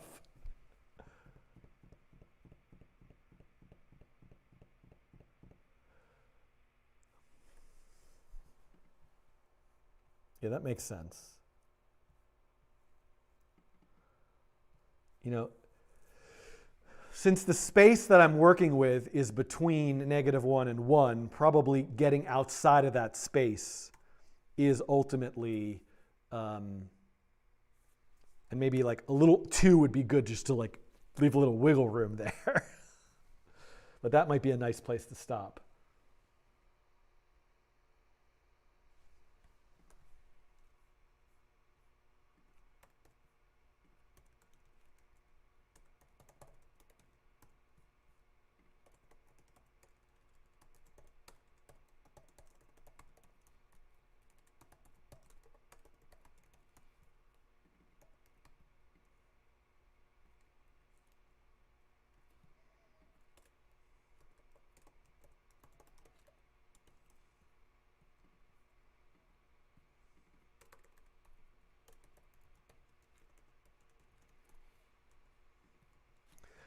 Let's see what happens if I draw boxes instead of points.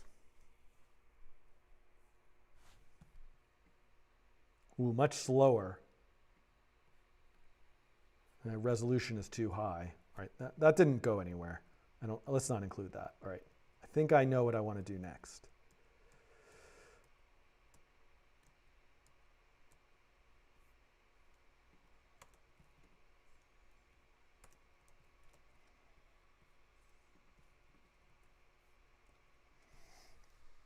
Okay.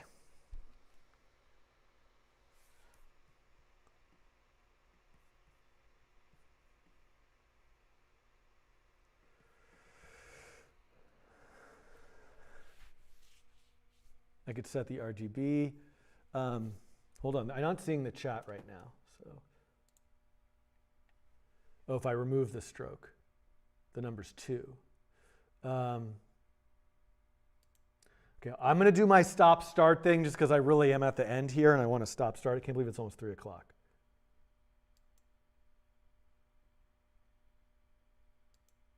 Okay. I could, yeah.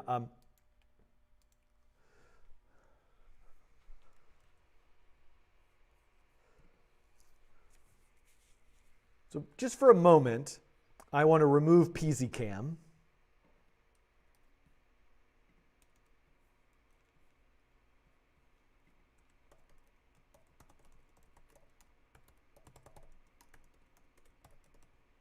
And I want to see it rotate like this. So that's the x-axis.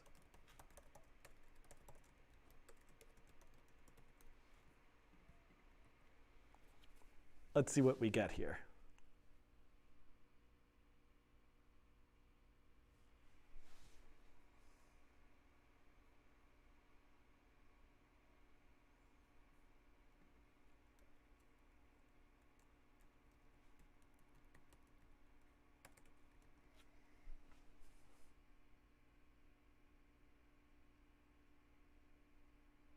Oh, whoops, I want it to be closer to me.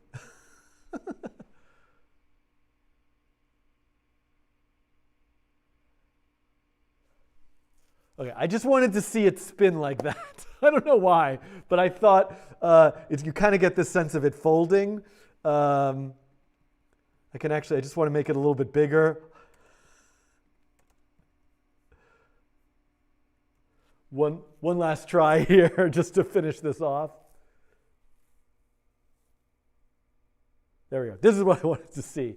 And this spinning of it, it's sort of like, even though I'm spinning this shape, it sort of looks like it's folding into itself, which I quite like as a sort of aspect of the Mandelbulb itself.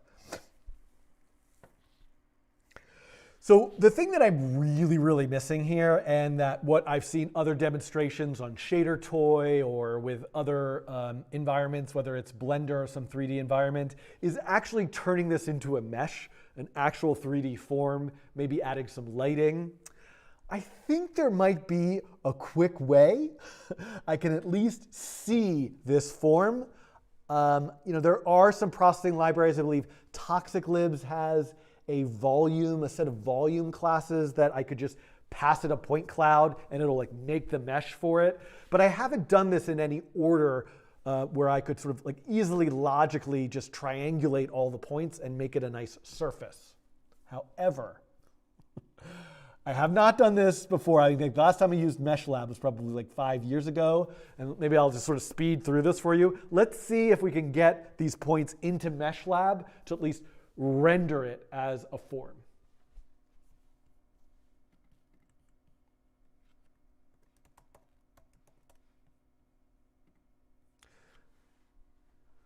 So MeshLab is open source software for 3D triangular meshes. I'm going to download the Mac version of it.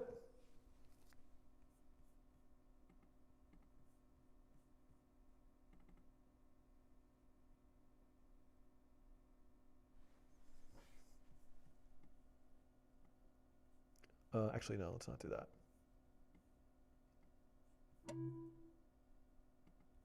Putting it here, I'm going to run it.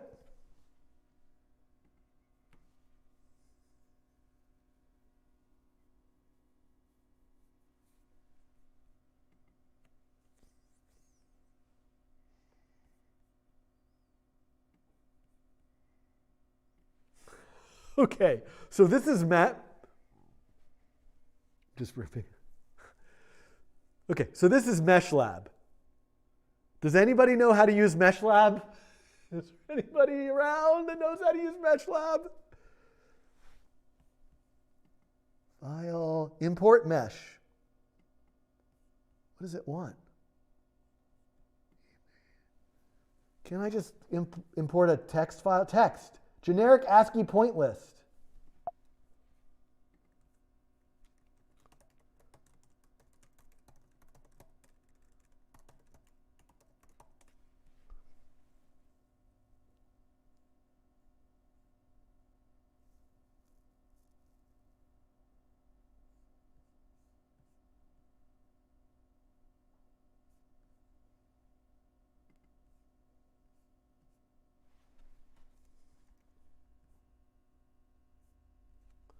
Okay.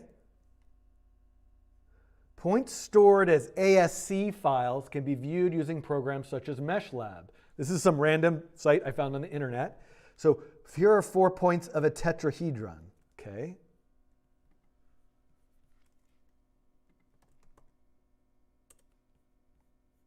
Hold on.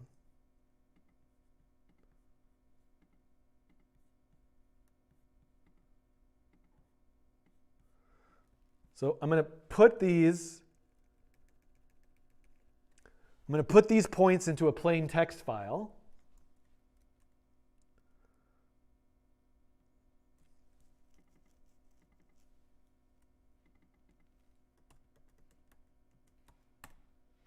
I named it tetra.asc.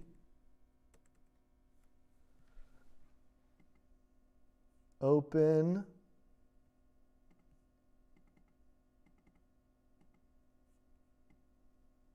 No. Import. Import. Tetra ASC. Header row. Separator. The separator was just a space, right?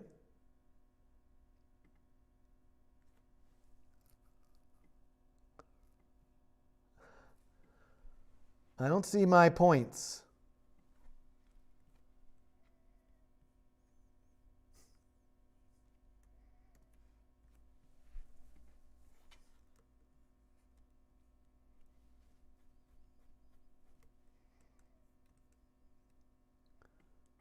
Vertices 4, faces 0. Well, how do I turn it into a mesh?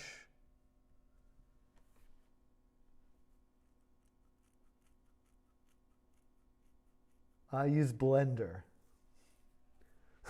No, but I want to use this because I don't know. Point size. Oh, there are the points. Ah, there we go. Mesh. How do I convert it? Open. Okay, in 1 millisecond, all files open. Is there something I need to run to like make it a mesh? What does this do? What do these buttons do? It's drawing the points. Oh, there we go. What did this do? What is this point? Oh no, that's just whoa, what? Oh no, that's just a box.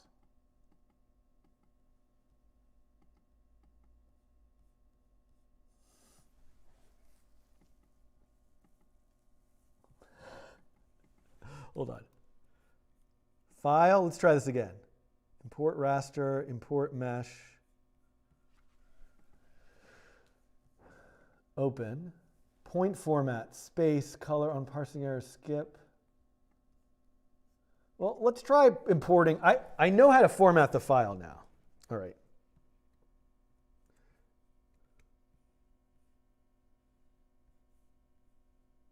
So where?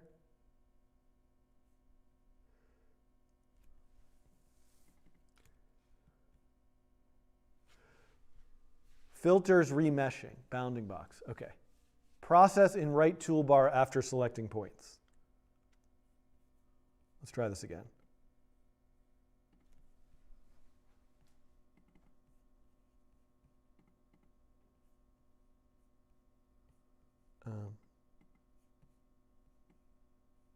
Now, what happened to the points?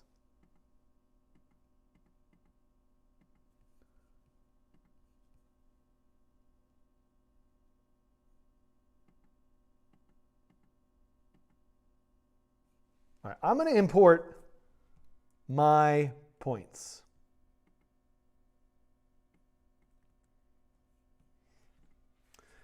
So now I need to go back to my code, and instead of just adding all of these points into an array list, I want to save them to a text file.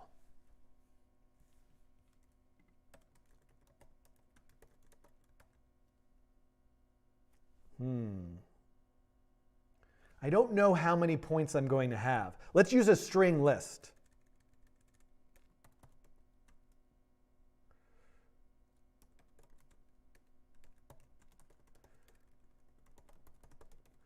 A string list is a particular kind of data structure in processing for storing an arbitrary number of strings.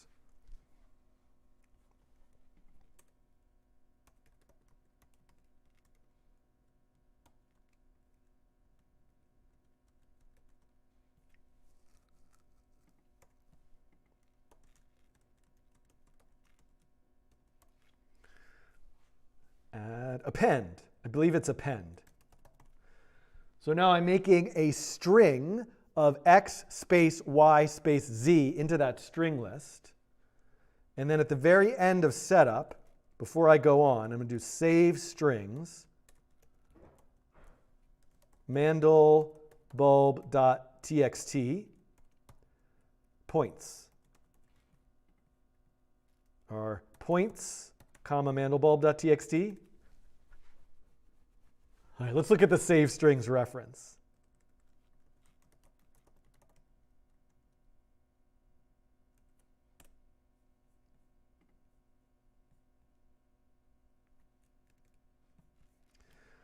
File name goes first, the string, oh, it has to be an array. So I assume if I go to string list, there's probably a function that converts it to an array. Array, perfect.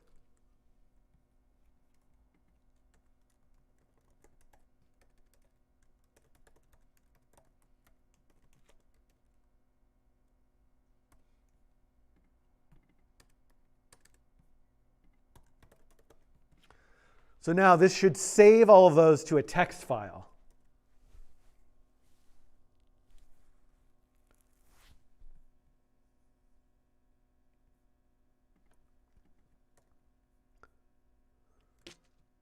And let's take a look at that text file. These should be all the points of the Mandelbulb itself.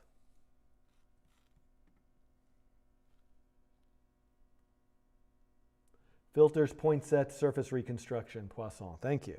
So now I can go into MeshLab, import mandelbulb.txt, XYZ separator space. Hopefully this doesn't crash.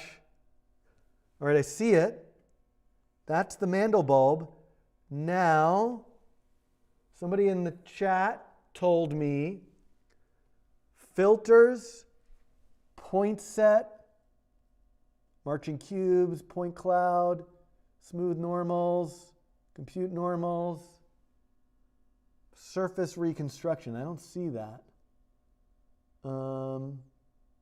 Mesh layer, normal, smoothing. Let's try marching cubes. Apply.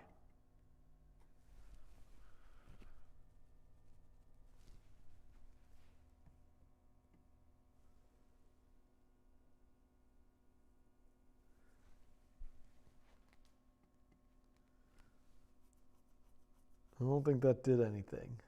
Do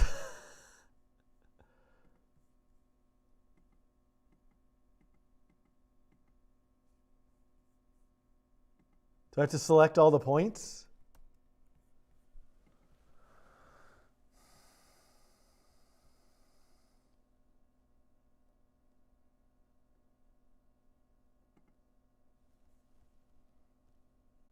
I have no idea what I'm doing here.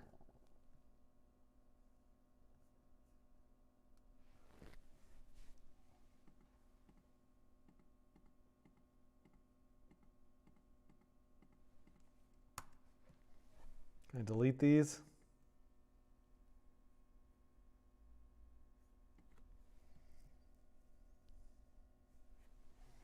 Filters, remeshing, surface reconstruction. Okay, let's try that. Filters,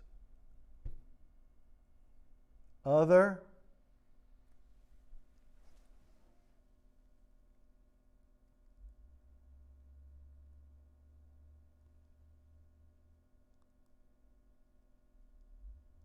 remeshing, surface reconstruction. There's ball pivoting, screened, Poisson. Let's try ball pivoting. Okay. Did it crash?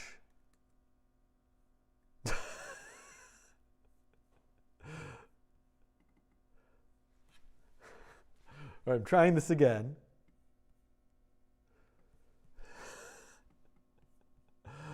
File, import mesh.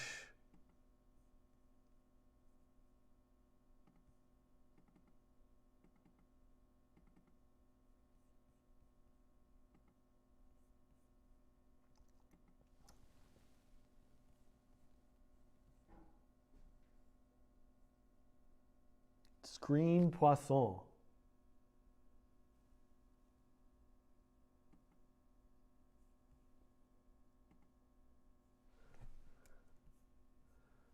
Requires correct per vertex normals.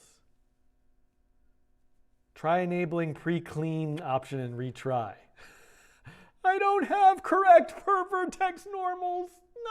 Nothing about my per vertex normals are correct. Pre-clean. I'm just going to pre-clean everything. That'll do it.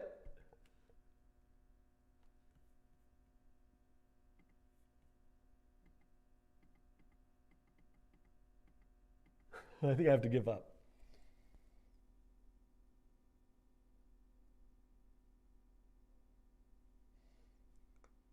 Filters, normals, compute normals for point sets. Okay, hold on. Where did it go?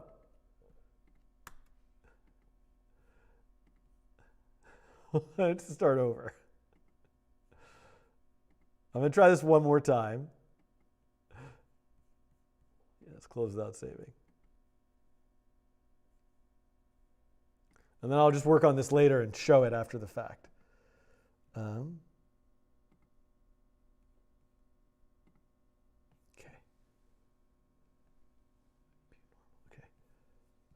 Filters, point set, compute normals for point set. Okay. Ooh, look at that. Okay, now we're getting somewhere. I got some normals. All right, now. Filters, remeshing, simplification. I want to like surface something, surface reconstruction, screened Poisson.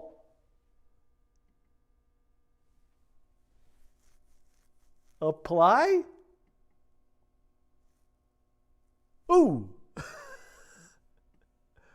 What the?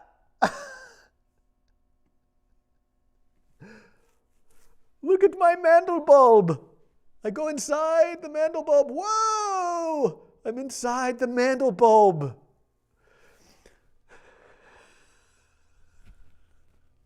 So as you can see, I'm struggling to figure out how to go from my processing point cloud of the Mandelbulb itself and somehow turn it into a 3D form that has a surface to it that I can light, that is a mesh, that is triangulated. That's going to have to be the subject for another video, or for all of you to tell me how you did it in the comments. I guess I have to learn shaders now. Oh, I have to learn shaders now. But hopefully you enjoyed this coding challenge. I did somehow make the Mandelbulb, even if this was a total train wreck. And I'm just excited to see if you can take this and do something more with it. Play around with the variables. Don't worry about reproducing the perfect, beautiful, rendered Mandelbulb itself. What can you make? Can you make this happen in JavaScript? I bet you if you use like 3JS, I might try to do a bunch of these things and show them to you, flying up here on the screen, or revisit them in our future live stream. But I've been at this for like an entire day now, so I've got to go. Thank you for watching. I love you all so much. I really do. This was hard. Goodbye.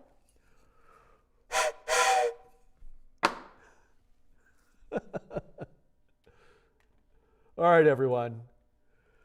That's all that I've got for today. Oh, I have a list. I have a list of other things I was going to do. But how long has this live stream been?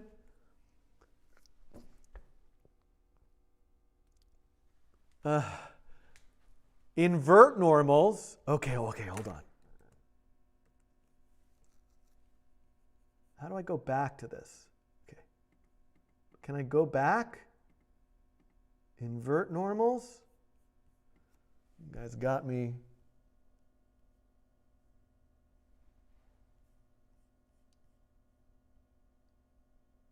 Hold on, let me start over.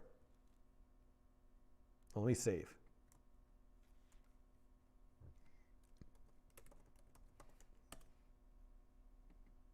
I'm going to do this on my own time.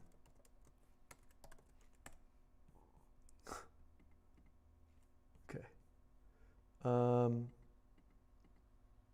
I don't understand this program at all.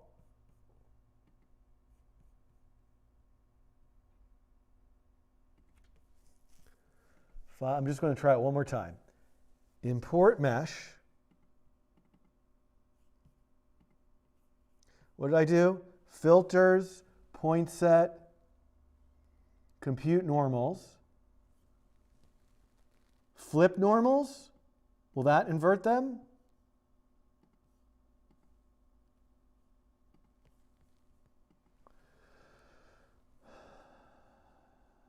Subdivision surfaces, surface read.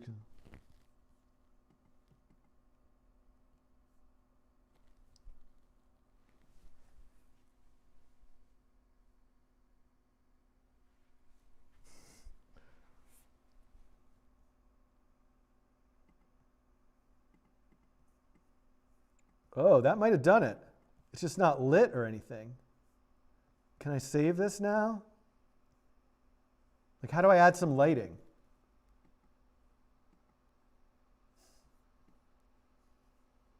think I might have kind of done it. Like when I zoom out, okay, I gotta go. Thank you, everybody. I'm sorry that I'm not gonna get to this other stuff. I can't believe it is 3 o'clock. How long has this stream been going? Does anybody know? If anybody wants to continue with this, come and ping me on Discord, the Coding Train Discord. I'm totally brain dead right now. I felt like this was something I really succeeded at, and yet now I'm not so sure. But there it is, my Mandelbulb. Thank you all for watching. Thank you to AI Camp for being today's sponsor. If you're looking for a summer camp, project-based learning. If you're in middle or high school between the ages of 13 and 18, you can go to that link for the application, scholarship application. And I'm going to say goodbye. Parker Smart, thank you. Elisai in Italy, Chile. I have all these members. I really need to thank you all. 4 hours. This is all I can do. I hope I don't have any emergency text messages. Not really. I'm going to go. I don't know if I can ever, I was going to come back and live stream tomorrow to do the rest of the N-body stuff, but I don't even know if after today I'm going to be able to do that. But in the next week, before I go, I really, really need help. I really need help thinking of something for Pi Day. So join the Discord, Coding Train. I don't think this button's going to work. No, codingtrain.com/Discord. And send me your Pi Day ideas. I got to go. I'm done. Put a fork in me. I am done. As always, I always forget the this dot. I'll see you all. Thank you so much. Stream over. This dot. I'm going to do this dot. I'm going to do this dot. This dot song. This dot. Never forget the this dot. This dot. This dot song. This dot. Never forget this dot. This dot. I'm gonna do this dot. I'm gonna do this dot. I'm gonna do this dot. I'm gonna do dot. This dot. I'm gonna do this dot. I'm gonna do this dot. I'm gonna do this dot. I'm gonna do this dot. This dot song. This dot. Never forget this dot. This dot. Never forget this dot. I'm gonna do the this dot song. Never forget the this dot. Somebody compose that song for me.